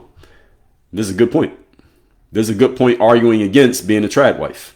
That doesn't mean being a trad wife is bad, but if you're a woman and your main priority is you want to have a career and not have a family, then I get it. This is a solid argument for that point. I really don't have any pushback to this. I'm just making arguments from both sides. So women will have less access to careers, business networks, or abilities to fulfill any type of career ambition if they happen to have any. Now, as I've already explained, having career ambition is a masculine energy. Ambition in its own is masculine. In and of itself, ambition is a masculine energy. because you're looking to achieve. You're looking to do things that are difficult. You're looking to conquer and win and succeed. That's a masculine energy. It doesn't make you wrong to have it. And if you're a man and you don't have ambition, it doesn't make you a bad guy. I'm just explaining that it's a masculine energy. Same way competing is a masculine energy, and nurturing and taking care of a house is a feminine energy. Again, not a bad or good thing, just pointing it out. Next, many modern families, this is one of the arguments the feminists have against trad wives, is that a modern family these days, because costs have gone up, we know that what it cost back in the 1950s or 60s to live and to support a family, you could support a family and take care of everything financially while working at a construction job and making what, 50 grand a year? Somebody tell me, how much money did one person, a single income household, but it was a man, wife, and 2 kids, how much money did you need in the 1950s to take care of a whole family? You could have a house, a paid for house, you could have a car, you could take care of both of your kids, you could buy food, you could buy groceries, you could buy clothes. How much money did you need back in the 1950s in order to do that? One income, how much money did you need? Back in the 1950s.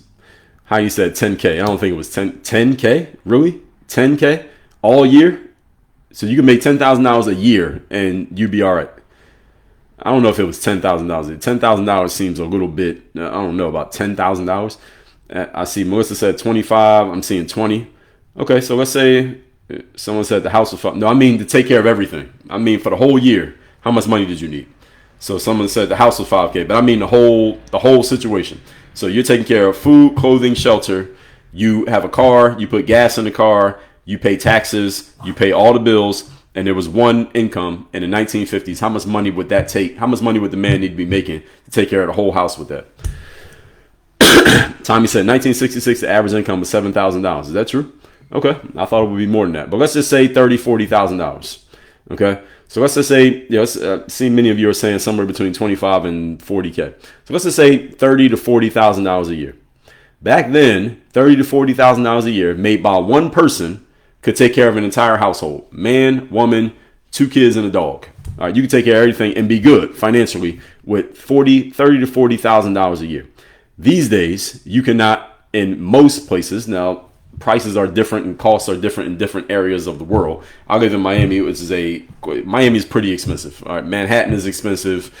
Places like the San Francisco Bay Area, those are expensive areas, but there are also areas in America that are not as expensive in the middle of the country, and in just quieter places, even on the coasts or coastal states. But these days, $30,000 is usually not enough. That's usually not enough. How much money do you need these days to live as a one income? How much money do you need, like bare minimum, to survive? If you're living in a place like where I live in South Florida, you need to earn at least 6 figures a year to get by. You need 6 figures to get by. If you live in a place like Manhattan or gentrified Brooklyn, and I don't live in New York, but I've heard people say this is a running joke people have always had. They say you got to be rich to be broke in places like that. In places like the Bay Area, Silicon Valley. I've been to Silicon Valley. You got to earn probably 200 to 300K to get by in those places, just because of the cost of housing alone. It costs a lot more money these days. So I see a lot of you saying 100K. And so Heidi said 4,700 in 1950s. Okay, that's less than I even thought. These days you need 100K. These days you need 100K. So Corona Blue said ChatGPT said you needed $4,000. Yeah, that's crazy. So Summer Childer said 100K in the Charlotte area. So generally all of you are saying about $100,000. So one person can earn $100,000. The thing is, not everybody earns $100,000. $100,000 puts you, I can't remember what the number was, 100,000, but if you earn 150K a year, you're already in the top 10% of income earners in America. $150,000 puts you in the top 10% of income earners in America. So if we drop that down, let me see if I can find it. If you earn $100,000 a year, what percentile does that put you in amongst income earners in the United States? So ChatGPT is going to give me an answer in 1 second. So we're going to see how much $100,000 gets you. What percentile of income earners does that put you in? And they took it as income. No, not the M word. Income earners. So they said $100,000 puts you in the 80th percentile, which means 80% of the people in the United States of America do not earn $100,000 a year. All right. 80% of people do not earn 100K a year. So what does that mean? That means a single income, only 2 out of every 10 families in the United States of America could possibly get by on a single income because only 2 out of every 10 has a person who earns $100,000. So this is one of the arguments against TradWise, because a lot of people cannot live and get by on a single income because most people don't earn enough to take care of a family on a single income. So this makes sense. The cost of living has gone up. We know that. Inflation is always going up. We know that. Job market saturation. There are more people trying to get jobs. And because of automation and artificial intelligence, there are fewer jobs. And there will be fewer jobs. Inflation is going to keep going up. Costs are going to keep going up. This is the squeeze. So any of you didn't see the video I did this probably in September or October. I did an entire video explaining to you why the middle class is disappearing. Has any of you did not see that video? I might do it again. Should I do it again? Put again if you want me to do that whole explanation again. I'm not going to do it today because it'll take me 2 hours to get a whole explanation with question and answer. But if y'all want me to do that again, put the word again. I'll do that whole presentation again where I explain to you why the middle class is disappearing. Okay, I'm going to do it again. So I see a lot of you saying again. The middle class is disappearing for the reasons that I just explained. There are fewer jobs, that more things are being automated. Costs keep going up, and the problem is people's incomes are not increasing as fast as these costs are increasing, which means it's squeezing everybody, which means you have two choices and two choices only. Either A, you sit there, do nothing, keep doing the same thing you've been doing, and you are going to get squeezed into the lower class because the costs keep going up and your income is not going up with it. Eventually, you'll stop being middle class. Eventually, you're going to be lower class, and that puts you under the authority of the government, where you are hoping that the government takes care of you. You do not want to be in that position.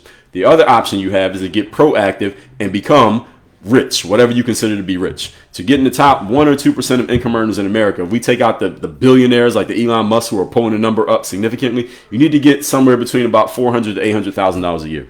That'll put you closer to the top 5%, closer to the top 1%. And when you're in that range, you can take care of everything.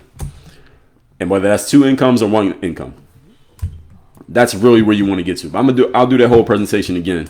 I'll grab my notes from the past and we'll do that again sometime in the future, maybe next week. So many modern families cannot afford to live on a single income these days, as I just explained.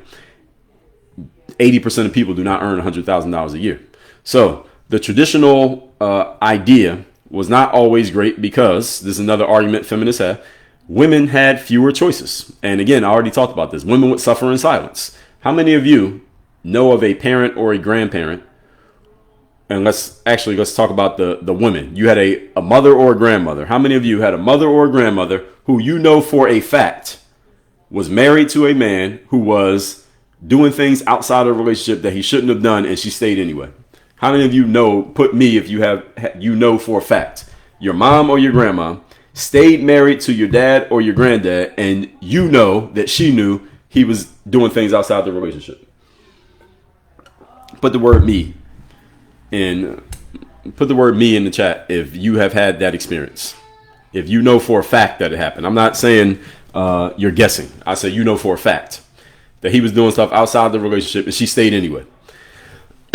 So those of you saying me, this is a reflection of the suffering in silence, that there were women out there who knew. Again, these days, if that happens, that same woman, if we moved it forward to 2020, she would probably leave the guy. Even if there were kids. Even if there were kids, she would leave because the societal stigma against leaving when you have kids is not as strong now as it was back then. Back then it was extremely strong, so the woman would just stay. And at the same time, she maybe didn't have as many options because she didn't have a career. So what's she going to go do? Where's she going to go work? My grandfather worked. I remember when he passed away, they had the funeral. And there was a little pamphlet. You know, when someone passes away, you had a funeral and there's a pamphlet. It's like a little 2-page pamphlet that just lists his career and his life story. I didn't know anything about it. I was only like 10, 11 years old, so I didn't know much about his background. It said he worked at a place called the Container Company of America. I don't know if they even still exist. The Container Company of America, and he was basically a factory worker. That's what my grandfather was. He's basically a factory worker. And I'm bringing all this up to say this. My grandfather had, it was either 5 or 6. I lost count. 6 kids. 6 kids, owned a house, took care of his wife and all 6 kids on a factory worker salary. And my grandfather was born in, so my dad was born in the 60s. So my grandfather was probably born in the 30s or the 40s. And he was taking care of a 6-child household and a wife on one salary. And he was a factory worker. He wasn't some inventor or some entrepreneur. He wasn't some CEO. He wasn't some high level professional. He's had a regular job. He took care of everything. And these days, and even then, though, a woman did not have options the way that men had options. It just wasn't a thing. So I completely understand this argument that many women don't want to feel stuck in an unhappy marriage because they have no way out financially and no way to get themselves back on their feet because they don't have the skills because they ain't been working.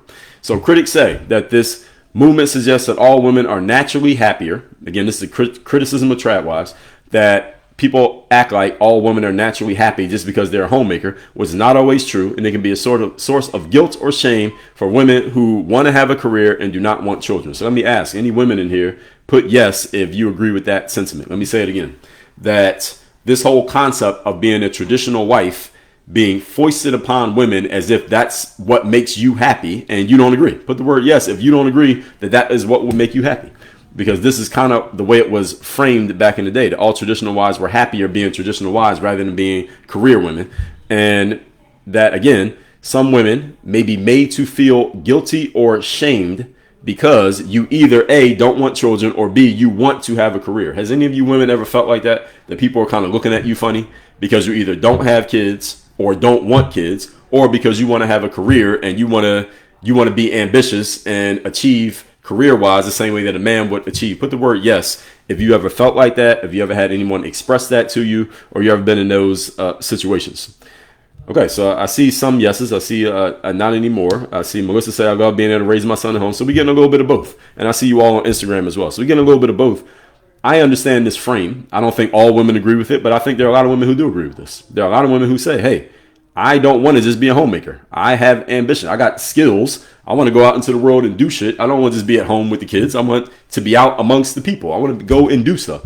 And I know of a lot of moms who decide to stay at home for the kids, at least the formative years with the kids.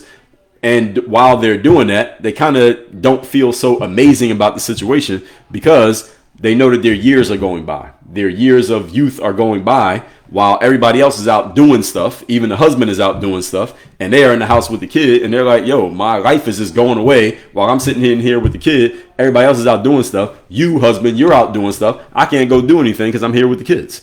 And they start to feel a little bit resentful of the situation, not even of the husband, but just resentful of the situation because they can't go out and self-actualize. I 100% understand this because there are women who think like that. They want to self-actualize even though they have kids. Again, look at these people I mentioned, the power couple people. Look at J-Lo, look at the Kardashians, look at Michelle Obama. I'm using them because they're famous, but there are non-famous women who think the exact same way. And they have a right to that. They have a right to think that way. At the same time, there's the conflict. Here's the conflict. The power imbalance. Because if you have a woman who has that level of ambition, and she's with a man who also has ambition, there's a conflict. All right, this is the issue. This is the reason why a lot of those power couple relationships don't last, because you can't have two masculine energies in a relationship for an extended period of time. It does not work. You can't have this woman who wants to be super ambitious and dominate the world and a man who wants to be super ambitious and dominate the world at the same time. One of them has to take a step backwards. One of them must take a step backwards for the relationship to work. Now, we don't always know from the outside looking in. You look at a couple like Jay-Z and Beyonce, one of them has to take a step backwards. That can't work with both of them being ambitious. Now, speaking of that, when's the last time you saw Jay-Z put an album out? It's been 7 years. 8 years. Jay-Z been pretty quiet. I mean, he probably still runs his business and does his thing, but they can't both be super ambitious at the same time and raise a family. That's not possible. You can't do it. So somebody has to take a step backwards. So it becomes this power struggle. If both of them are trying to do it at the same time, they got to work that out. And I'm sure Jay-Z and Beyonce worked it out. Again, we don't know what happens behind closed doors. And I don't want to know. I think people do a little bit too much sharing of what's happening in their relationships these days, if you ask me. I like the fact that we don't know anything that's happened in their relationship, Jay-Z and Beyonce, other than Beyonce she made an album dissing him when he allegedly cheated on her, and he made an album apologizing to her. But other than that, we don't really hear much about their relationship. And I think more relationships need to be like that, and people need to stop putting their relationships on the internet unless you want the world talking about your business. Anyway, all that being said, let's continue. Social media these days, because it wasn't available back then, it allows people, especially women, to paint a curated, picture-perfect version of their lives. The thing is, everybody does this. Men do it. Women do it. People paint a picture of everything being perfect, whether they're a single mom, whether they're in a relationship, whatever it is. Most people don't put the problems of their relationships on the internet. The problem with this is that people who are not in relationships or people who are in relationships see these picture perfect versions of what somebody else's relationship looks like. And you know what the saying is, the grass always looks greener on the other side. And this leads to, I believe, a lot of relationships fall apart these days because people are looking on the internet. They see what everybody else is doing or allegedly doing. And then you look at what you're doing and you see the B-roll of your life. You see the perfect outcome of everybody else's life. And you're like, well, why is my life not perfect like theirs? Let me get out of this relationship and try to be more like them. And then when you get over there, you realize that it ain't as perfect as it looked on Instagram. Social media has contributed to this. Social media is not at blame. They're not to blame for this. They have contributed. The reason why social media is not to blame, because what is social media? Social media is us. We are social media. So you can't blame social media for anything. For any of you who ever thought of blaming social media, we can't blame social media for anything. Because all social media is a platform for us to tell people whatever we want to tell them. So anything you don't like about social media, look in the mirror. Because we are social media. So you can't blame social media for destroying your relationship. You can blame you for putting your relationship on social media, because that's the actual problem. And again, I think a lot of people do a little bit too much oversharing of stuff these days. Share if you want, but don't put all your business on the internet, because all you're asking for is other people to talk about your business. And when you get other people involved in your business, things start to, again, entropy. What did I tell you about entropy? Anything left out there eventually is going to go into chaos and disorder. So the more opportunities you give the world to know about your business, the more chances that your business ends up in a place you don't want it to be. So women have made many strides. 2 more points, then we'll get to questions. Women have made many strides in terms of rights, education, and professional success over the decades. I think everybody agrees with that because we opened it up. Women can now get in the workforce and have careers and pretty much compete with men for positions that they otherwise would not have been able to compete with. We know that this is true. And many women also want both career and family rather than just choosing one or the other. Now, that I agree with. The challenge with this is, there is a challenge to this, is that it's hard to thrive in both at the same time. It's actually, I'm not going to go as far as to say it's impossible, but it's very difficult. Why? Because just by human nature is that every organization must have a boss. Malcolm X says this in his autobiography. If you haven't read Malcolm X's autobiography, you should read it. One of the things that he said is that every organization must have a boss. What does that mean? Every family, if there's man, woman, children, there must be a boss in that relationship. Who's the boss? If there's a conflict and a decision needs to be made, who makes the decision? It needs to be clear who's the decision maker in this family. It's not equal. There's no such thing as a group decision. Any of you ever use that phrase, group decision? That's an oxymoron. Groups don't make decisions. People make decisions, and then they sell the rest of the group on the decision. But there must be a boss, first of all, in the family. Secondly, each of you individually, you are an organization. You are an organization. So what is your priority? What's the boss of your organization? Is the boss of your organization, I'm raising my family and taking care of my kids? Or is the boss of your organization, I'm ambitious and I want to have a career? You cannot do both at the same time. As they say, you chase 2 rabbits, you end up catching neither one. What is your priority? This is a question you should ask yourself. And this is especially important for women because women, again, naturally, women are biologically geared towards wanting to nurture your child because the child came out of your body. At the same time, if at the same time you have a career ambition and a professional ambition, which one is in charge? If they come into conflict, I got to do something for my kid, I got to do something for my career, which one wins? You need to know the answer. I'm not telling you that either one is a right answer or a wrong answer. What I'm saying is it needs to be an answer. And you cannot say it's both. You cannot do both at the same time. It's not possible. You ever seen a basketball player put out a rap album? You notice that they all suck. Why do they all suck? Because you can't do both at the same time.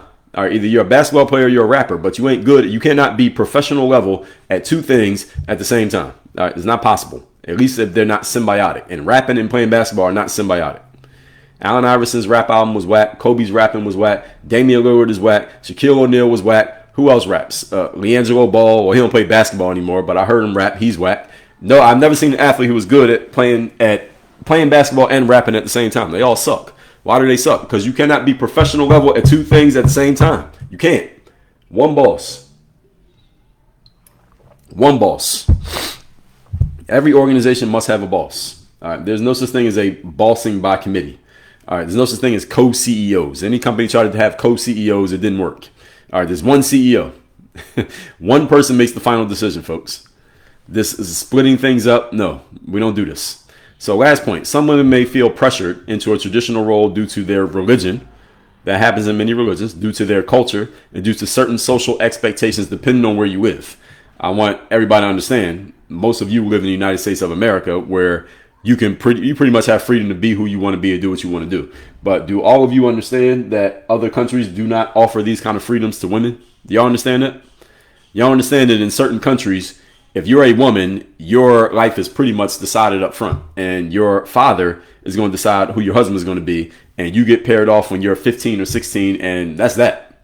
Ain't no freedom, ain't no options. You can't do what you want to do, and that's just the way it is set up.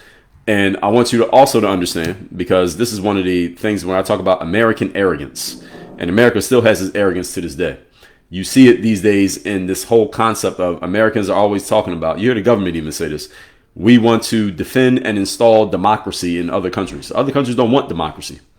This is the American arrogance that we assume that everybody wants to be like us. There are women who live in other countries who don't have the freedoms that you have as women. They got paired off when they were 15, and they're with that guy, and they stay with that guy, whether they're physically attracted to him or not. They have to give him sex when he wants it. They give him kids when he wants it, and they take care of home, and that's it. And that's what they do till they die. They don't want to be like you. They don't want to be like American women. Americans tend to think that other people want to be like us because we are like us. So we assume that everybody looks at us and says, well, I want to be like that. No, they don't. There are people who live in other countries who say, I don't want to be like America. I don't want that type of freedom. There are women who say this. I don't want that type of freedom. I want to do what I'm doing. They like it how they have it. And one of the mistakes that we make as America, our government is still doing this to this very day. Trump, not as bad, but especially when Democrats are in charge. Biden did it. Obama did it. Is they preach as if our way must be the right way. Actually, George W. Bush did this too. So let me not make it about the Democrats. George W. Bush did this heavily after 9/11, where we went into that country starting with the initials SA, and we were going after Mr. SH. And after they got rid of him, what did George W. Bush say we're going to do? We're going to install democracy over in that country, IRAQ. We're going to install democracy over there. All right, how'd that work out? And y'all know how that worked out? The answer is it didn't work out. Why? Because not everybody wants to be America. And a lot of Americans tend to think, again, I'm saying this for the third time, a lot of Americans tend to think everybody wants to be us. And the response is, no, they don't. Everybody does not want to be like us. Look at our society right now. You might just be thinking about yourself, but look at our society right now. Look how our women are presenting themselves. Not all of us, and mostly probably not most of you. Look how women are presenting themselves these days. Look how women are selling themselves these days. Y'all see the story about the chick who she slept with 1,000 men in like one day, or what was that? Was it one day? She slept with 1,000 men in one day, and she's on OnlyFans, and she put this out there. Like, this is like, I don't know, were we supposed to be happy about this? Are we supposed to applaud this? She slept with 1,000 men in one day to kind of break some world record or something that she did. And allegedly, I saw this a couple days ago on social media, she's now announcing that she's pregnant. Now, that's an interesting one. That's a whole conversation right there. But the fact that we have, look at our society again. Look at our society these days. Look at how our women are presenting themselves. Look at what our men are doing. Look how many single parent families, single parent households that we have. Our society is not perfect. We offer, I think, the best option. If I had to pick any country, I'd pick here. But our society is far from perfect. And there are some imperfections that we have here that a lot of Americans don't understand, because many of you don't have the juxtaposition of looking at how other cultures operate and the standards that they have. Even though other cultures, I would not choose to live there if I have an option, and I do. They have some things standards-wise that would be improvements on ours if we were to adopt them. Thing is, there are no perfect scenarios. There are only trade-offs. And once you give people a taste of freedom and doing whatever you want to do, right now in America, our society is pretty much do whatever it is that you want to do. You can do whatever you want to do. Present yourself however you want to be. You used to be a boy, you want to be a girl, you could do that. You used to be a girl, you want to be, you could do that. You don't want to be a boy or a girl, you could do that. Once you give people that option and you open that up and you open that can, you let the cat out of the bag, it's very hard to put it back in. Only way you can put it back in is there has to be anarchy. And when I say anarchy, I mean, y'all remember January 6, 2021? I mean that going to the extreme. That was nothing. When I say anarchy, is that times 10. That's the only way we can put the cat back in the bag. That's my point. And I don't think most of you want that to happen, because that would be literally blood in the streets. All that said, now let's get the questions and comments. And let me check. All right, we're good over here, good over there. I'm going to check Instagram, then I'm going to come over to TikTok. If you got a question or comment on TikTok, if I didn't see it while I was talking, then you can bring it back up. The Noble Life said boys were in woodshop. Yes, I remember the name woodshop. I don't think I had that in my middle school. Soul Art said teachers are now friends with the students. LOL. Yeah, I see that. Soul Art said, I think it's kind of unfair not to mention what precipitated the feminist movement. It's just because women wanted to work or things like abuse that they no longer wanted to experience. Well, okay. There you just brought it up. There you go. The Noble Life said, I think a good thing about traditional wives is not only they are home with the children, but they also can homeschool and teach curriculum and values that are in alignment with your family. I 100% agree. Outside of going to college to get a degree, you feel like it is more productive to homeschool our children. Do I think it is? I would choose it. I don't know about the word productive because it depends. You can productive can be a whole lot of different things. So I do agree with your point though about values. That when you send your kids, especially to a public school where you have less say over what happens, even though ostensibly you do have say, you really don't. At a private school, you have a say because you're writing a check. And if you make a call, they'll answer the phone because you're a customer. At public schools, they don't do that. So in a public school, you have less say over the worldview being installed in your child's minds. And if you really want to make sure your child gets a certain worldview installed, you must do it yourself. You cannot hope that the school does it. You have to do it. So I agree with your point there. D. Aberdeen, what's going on, sir? Baby Lynn G, good morning. All right, let's see. All right, so I will do that live on the middle class. I guess I'll do it again because I think a lot of you did not see when I did that. That was probably about six months ago. I'll do it again. So this guy says, bro wears a tie clip and thinks he's saying something. LOL. Every day somebody leaves a comment like that. Or just because you have on a suit or you got books behind you doesn't mean that you know what you're talking about. I agree. That does not mean I know what I'm talking about. The fact that I know what I'm talking about is why I know what I'm talking about. Vito said, so men that cater to women feeling thrive now. Well, in some ways, yes, they thrive in some ways. Not always, but in some ways, yes, that's true. AD said, who takes life lessons from the Kardashians? Man, please. You'd be surprised, AD. How many fans do the Kardashians have? You think they're just watching for entertainment? AD, I'm asking you that question. A lot of people take life lessons from the Kardashians. They are super famous. How many followers they got? Millions. You think people aren't taking that and being influenced by it? They absolutely are. Urban Homemaker said, absolutely not. Happiness is my priority, as in making myself and my family happy. Okay, interesting. Now, the thing is, Urban Homemaker, I'm assuming that you have children and a husband. How can you make everybody happy and yourself happy at the same time? Sometimes there is a conflict between what will make everyone else happy and what will make you happy. What do you do in those situations? They can't all be happy all at the same time. That was my point. Urban Homemaker, the person you mentioned, I do not know who that person is. Brandon said it would be emasculating to live in a matriarchal society. Well, by definition, yes, it would. Carla, Indiana said we don't need a woman president. Well, we almost had one, Carla. It wasn't it was close. At least she got to the final two. Heidi, good morning from Massachusetts. Good morning, Heidi. AD said past societies were brown if you want to go deep. Well, what past are we talking? How far past? I'm talking the 1950s. I'm not talking like the caveman days. Urban Homemaker said there have been countries that were run by women and women that are presidents today. Yes, I already said that. But they're being run by women after the safety of the infrastructure was already built. There's no risk there's no risk that a woman is taking by being in charge or quote unquote running something these days. They're running it, but they didn't build it. There's a difference. If they had to build it, then it wouldn't exist. E. Turin, congrats on the gifted badge. E. Turin, thank you for the rose. You women who would say to a man out in public that you're not interested, you are bold. Because I've seen some very aggressive men. I'll be in the mall and some man they'll be like, I don't know what they're selling. They'll be like a network marketer or something. You know how they'll just walk up to you in the mall and just start talking to you? It'll be men that will approach me and try to talk to me, and I'm not interested in talking to them. And they'll be kind of aggressive, not aggressive, but they'll be like persistent. That's the word, persistent with me. Like there was this guy like 3 days ago. I'm in the mall. This guy tries to walk up to me. He tries to shake my hand. I didn't shake his hand. And he asked me what my name is. And I'm looking at him like, dude, who are you? Why are you asking me my name? And I got my child with me at the same time. I'm just looking at him like he's crazy. I never even broke stride. I just kept walking. And he kind of walked along. He walked like near me. And then I can't remember what he said. He asked me my name and I offered him like a fist bump to his open hand. And then he said, I can't remember what else he said. And I was like, eventually I just looked at him and said, how can I help you? Because I knew he was trying to sell something. I'm like, what do you want, dude? How can I help you? And he said, well, here's the thing, dude. I'm looking for business partners. That's what he said. I'm looking for business partners. And I said, no, thank you. And I just kept walking. And then he said, well, what do you do? And by this time, he's talking to my back because I'm walking away from him. And I didn't say anything. I just kept walking. I didn't even turn around. Then he said it again. He said, what do you do? And I could tell he was kind of still walking a little bit behind me. It wasn't like super close to me, but he was still behind me. I just ignored him and kept walking. And I was taking my son there was a play area in the mall. I was taking my son over there. I got over to the play area and I'm just standing there.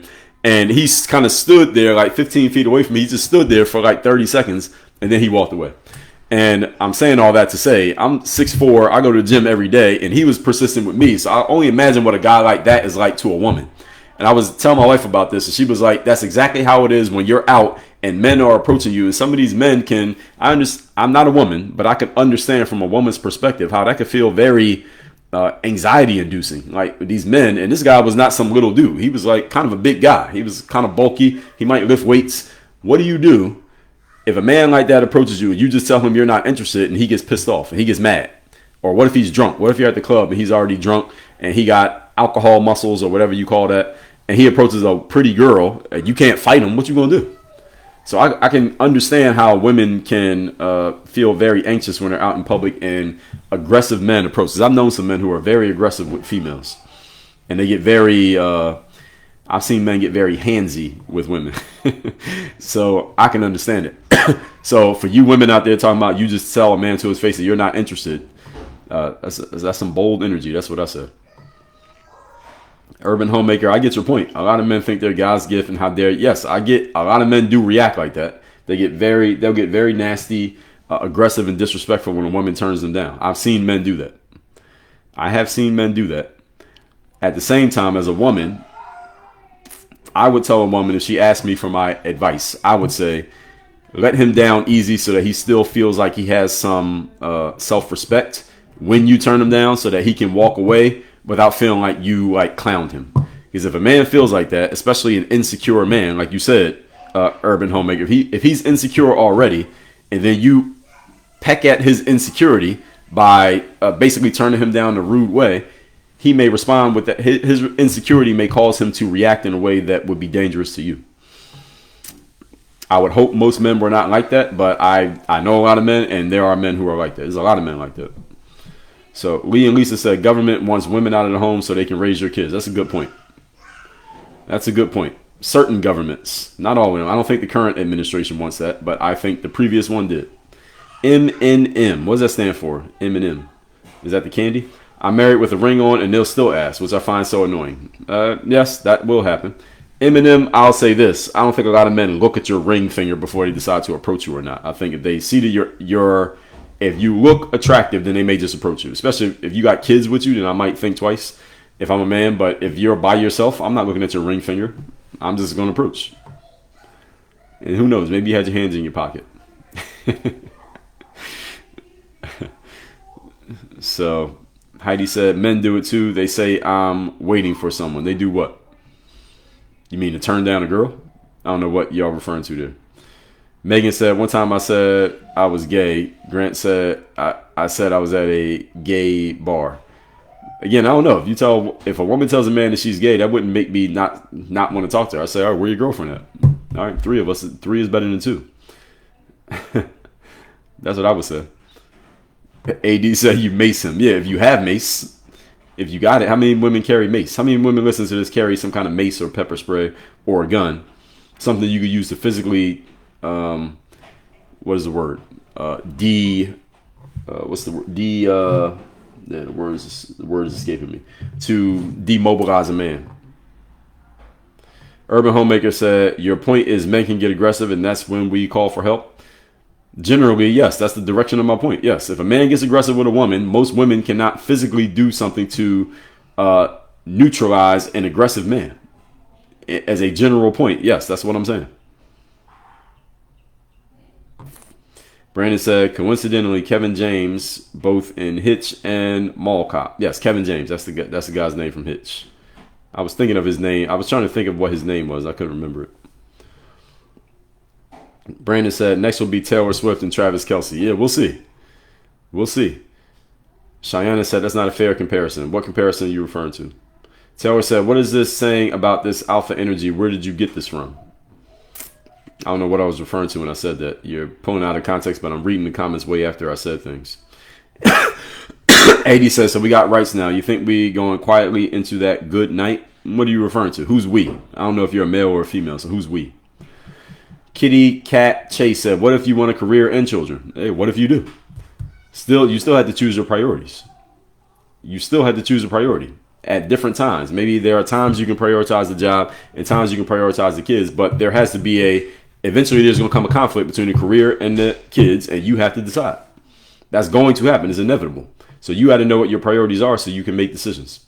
Vito said, masculine on masculine doesn't work. That's why masculine women attract passive beta mindset men. Generally, you are correct. Or that man becomes that. Let's say you get two masculine energy, a man and a woman. Eventually, one of them has to step down into the second position. They can't both stay like that and the relationship work. It's not going to work. Or if you have a relationship starts and you do have the positions, but then one of the people, let's say the person in the lead position falls back into a supporting role, and then the person in the supporting role never moves into a lead position. Now you got two supporters. That's not going to work either. Or if you have a lead position in a supporting role, and then a supporting role starts to act like they want to be a leader, and the leader doesn't want to fall back, that's not going to work either. So if they start that way or they become that way, you still end up in the same outcome. Things not working. Eminem said, being married, having kids, and not deter me from having a career. We did it together. I think you meant deter me. Yes, I agree. You can be married, have kids, have a career, etc. You can do that, but there still needs to be a priority. All right? Having a priority doesn't mean you can only do one thing. It just means you got to have a priority. Like, I stay in shape and work out every day, yet I also run a business.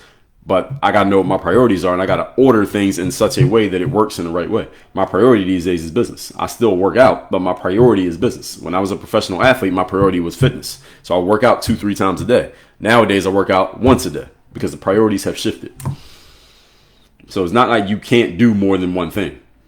It's if they come into conflict, which one wins? You need to know the answer to that question because they will come into conflict. All right, so people are saying the average income, it was around, I'm seeing anywhere from 15K to 25K. Okay, interesting. If we could take all our money from today and go back there, we all be living very well. And Melissa said that's poverty now. Yeah, exactly. And nowadays, most of you are saying 6 figures, excuse me. Taylor said in South Florida, all depends on where you live. If you live in Liberty and other areas, yeah, well, you're right about that. Yes, if you live in the projects, yes, you don't need $100,000. That is correct. Okay, I forgot about the projects, but you are right. Eminem said we live in Massachusetts. It takes both of us $140K a year. Well, it depends on your specific area. So we could get very specific on different areas, but we're just talking in the United States as a general rule. Most of you are saying 100K. I think a lot of you live in either somewhat affluent or urban areas where it costs more. In a small town area that is far from an urban center, you can get by with less than 100K. But I think a lot of you are city dwellers, metro area dwellers, or you live in affluent areas. So Eminem, wherever you live, you said it takes both of you 140K a year. So you mean 140K each? Okay, that's an affluent area. That's $280,000. That's affluence. Tommy said average salary today is 65K. I've heard people say it was less than that, Tommy. I've heard 45K.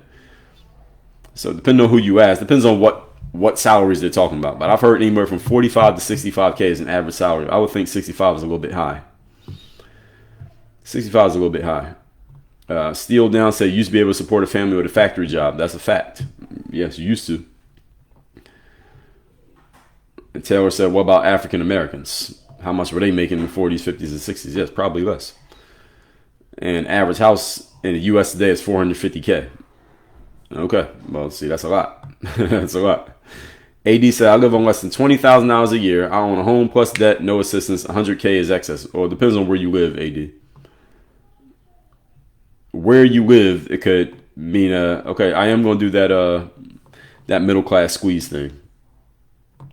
Taylor said, I think some people on this TikTok talk crazy just to get attention. Well, Taylor, everybody on the internet does things to get attention. Nothing wrong with trying to get attention. That's the purpose of social media. You're trying to get attention by leaving comments. So everybody's trying to get attention. So that's not a viable criticism of anybody that they're trying to get attention. Why are you on social media if you don't want attention? Dope Daddy said, crazy state. If I could be rich, I'd be rich. What does that mean?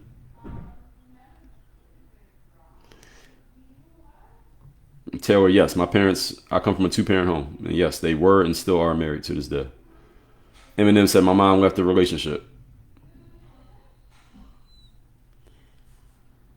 Heidi said, me and she was stuck because not skilled enough to earn enough to live alone. Yes, that's one of the points that I made. That's right. AD said, cheaters don't get a funeral, but we get that money. What's that even mean? Heidi says, because we are spoiled and want everything. Okay, you speak for yourself. Lauren said, my grandfather too, 6 kids, house, car, RV, and they always had everything they needed. Yeah, back then, that's what it was. Melissa said, I love being able to raise my son at home. Yes. Good for you and good for your son. Can't wait said, I am 60, never married, happier than my married friends, no kids. Okay, fine. At this point, this is if I was Kevin Samuels, he would really be interested in the conversation with you. But I'm not Kevin Samuels. Some of y'all know who Kevin Samuels is, but if you do, you know what I mean. So Sheila said, my kids are now grown. I could stay at home. Yeah, that's great. When the kids are grown, then it gives adults more options, especially if they're committed to the kids, which hopefully every parent is. Jay said, I could never trust a man with my whole life ever. Okay, well, feminism has made its mark on you. That's not a negative thing, just an observation. Melissa said, that's why I only have 1 kid. Lauren said, it's hard. You want to be with your kids, but want a career. It's really hard to leave your kids. Yes, exactly. So, again, that's why I said people have to decide what their priority is. And you do have to make choices. Bev being grateful said, I had to work, can't depend on a man. Yeah, I get it. A lot of women have come up in that mindset, or they grow into that mindset. This is the feminism mindset. And again, it's not a negative thing to be in the feminism mindset, but this is the reflection of it. Cheyenne said, or they both can give and take. Yes, of course. In a relationship, that's exactly what's supposed to happen. But at the same time, there must be a priority. When they both want the other one to give, who gives? Something has to win in that situation. AD said, why you bring up celebrities? Are they your idols? Probably. I'm bringing them up because everybody knows who they are. Because everyone can relate to the example when I use a famous person. If I use a person that you don't know, you won't be able to relate. Truth, the system said Beyonce will leave him. Well, if she was going to, she would have did it back when she made that diss album about him. She didn't leave. I don't think she's going anywhere. Heidi said comparison is dangerous. Well, sometimes it's necessary as well. There's no such thing as a perfect life. Everyone has their struggles. Fernandez said that. That's correct. Jay said, I don't even put my face on social media. All right, fine. Fair enough. Carlos said, you never know what goes on behind closed doors. Exactly. Big Mac said, you split it. You ask each other, what should we do? We don't live back in the 1920s where men rule everything. Well, split it doesn't necessarily mean 50-50. And there are still people. The whole conversation here is about traditional families. There are still traditional families out there today. How many people here are in a traditional family? Put the word trad, especially females and men too, actually. Put the word trad, T-R-A-D, if you are in a traditional family, as we described it. The man is the priority. He's the primary breadwinner. He makes most of the money. The woman takes care of home and takes care of the kids. How many of you in traditional families right now? They still exist. They're not as prevalent. You don't see it getting pushed out as much, but they still exist. And there's a whole lot of them to this very day. That's why I'm having this conversation. Carlos said, good topic for today. Thank you. Big Mac said, you can do both. Yes, you can do both, but they're not equal. Doing both does not mean equal. Again, I still keep myself in professional athlete shape and I run a business. I'm doing both, but they are not equals. I know what the priority is. Priority is business. When I was playing sports, my priority was sports. Jay said, I would love a man to lead, but too many men today are unable to lead. Well, this is what feminism has taught you. And also, Jay, I will say this to you, Jay Singleton, is that one of the reasons why The men who are able to lead may not be finding their way to you is because of your mindset that a lot of men can't lead. There are men out there who can lead, but understand that the man who wants to lead, the man who wants to run a traditional household is looking for a woman who wants to be a traditional wife. So a traditional household man who's looking for a woman to be his wife is looking for a woman who wants to be traditional, not a woman who wants to have a career, or a woman who wants to be in her masculine, or a woman who is ambitious, or a woman who wants to say, well, I don't want to put myself in a position where a man runs me or controls me. If you're thinking that way, you're not a traditional wife. So a traditional man is not going to be coming your way because your energies are not matching. I know a lot of men in traditional relationships, and the wives that they have, those women were presenting themselves as extremely feminine and traditional even before the man came around. So you have to be of the energy that man is even going to be attracted to you in the first place. So again, I'm just going off of your comments here. I don't know you, of course, but just going off of your comments, the type of man that you're talking about would never come around you with the things that you're saying. AD said, I'm listening, but going to my business where I'm the boss. All right, great. Cheyenne said, yes, we can both be the boss. We have roles to play and we do both. No, two people cannot be the boss. That's why it's called the boss. Cheyenne, your very comment is in contradiction of your point. Every organization must have a boss, not bosses, a boss. Now you can have bosses, and let's say you have a job and you're at the lowest level. There's a manager, there's a middle manager, there's upper management, there's a CEO. You have bosses because all these people are above you, but each one of them has different bosses. And the boss of the bosses has no boss. So no, there's no such thing as multiple bosses who are equal. It doesn't work. And anytime they tried it, it has failed. That's why we don't have co-presidents. There's a president, there's a vice president. Carlos said the lie has been sold that you can do both and have it all. Yes, it has been sold to people. And people are of this idea that we can both be bosses. No, you cannot. Now, you are both bosses of your kids. So say there's a husband and a wife and you have a kid. The kid looks at both of you as bosses because both of y'all have authority over him. But between you and your husband, somebody has authority. Somebody makes the final decision. There's no such thing as leadership by group. There's no such thing. There may be a group, but the leader is the leader. There is a leader in every organization. Any thriving organization, working organization, there is a boss. Marquis Man said, how do you explain Elon? What about him? I'm talking about traditional families. Elon's not in a traditional family, so there's nothing to explain. He's not a part of this conversation.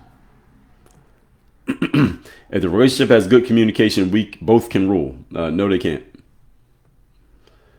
You can have good communication with an employee.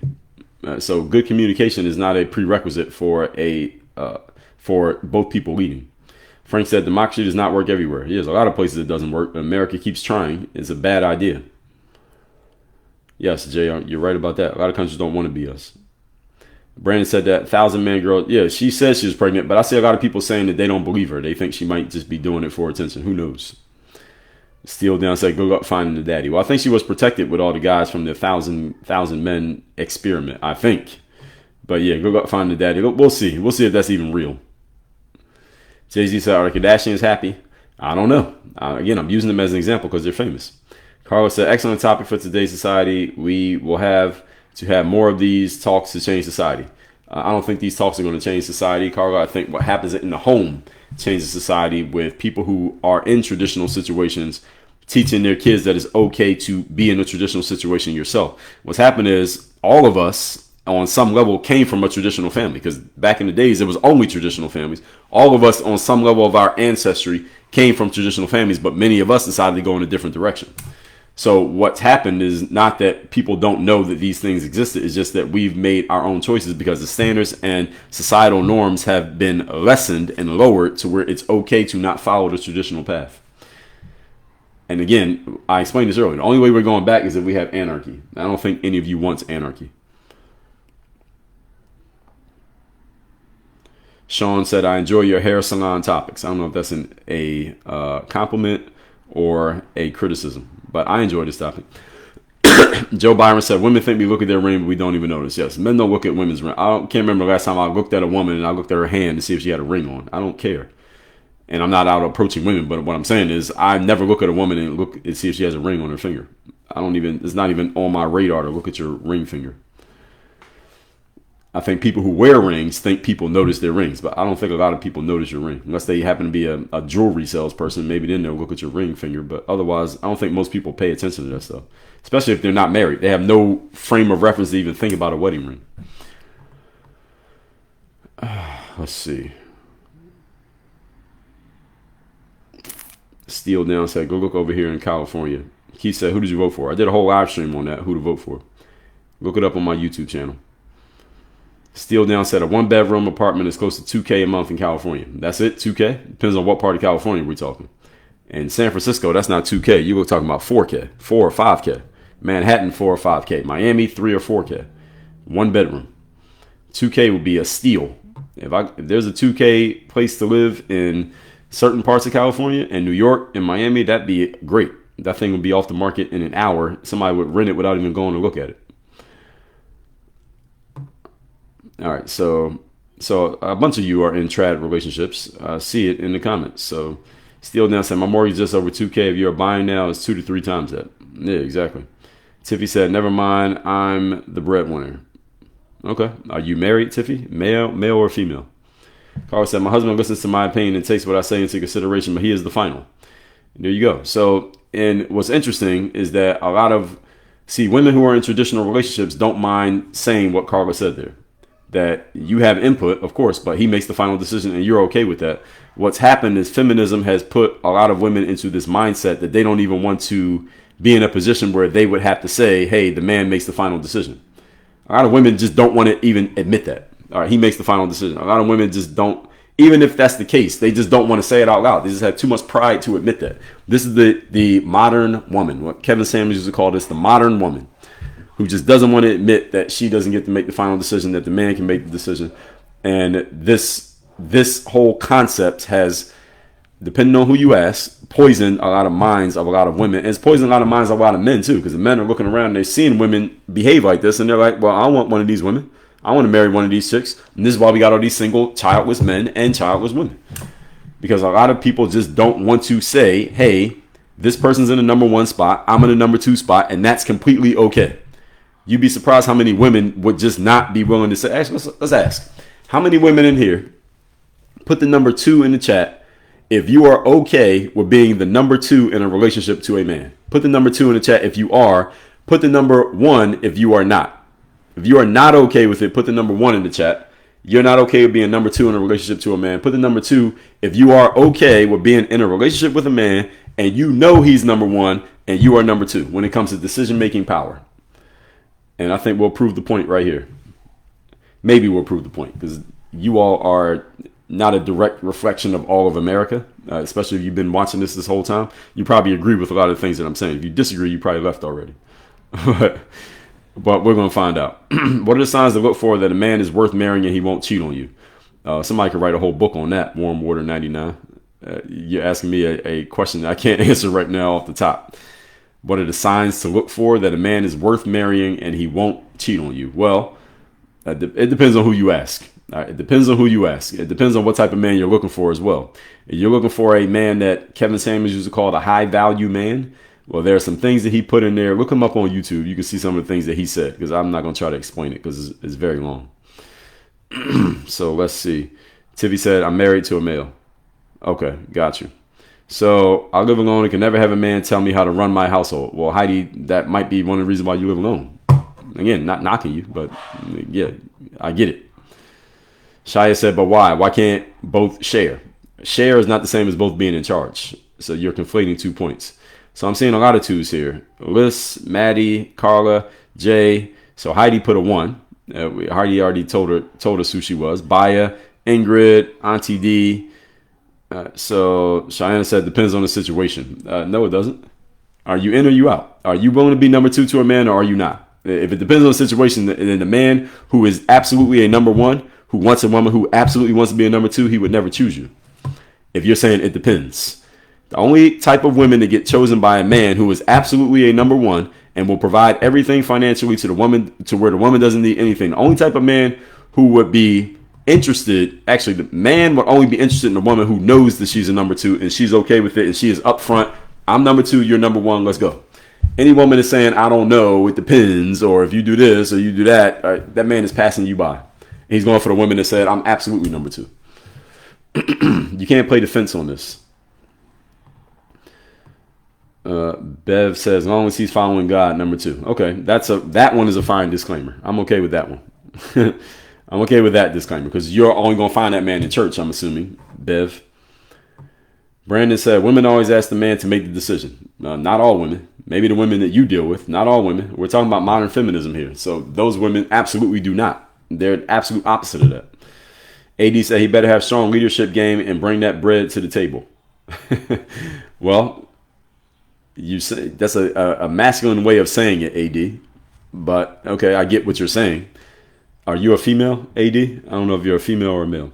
China said, not every situation needs my final say. Not every situation needs his final say. Yes, okay, you're playing defense. Again, is a number 1 man going to be interested in that? The answer is no. I'm not saying that what you're saying is necessarily wrong.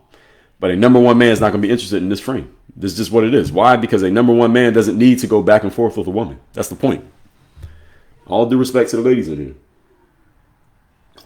A number 1 man does not have to debate with a woman when he makes a decision. And if you're a type of woman who feels like there should be a debate before a decision is made, that's fine. Just understand that a number 1 man is not going to be interested in you.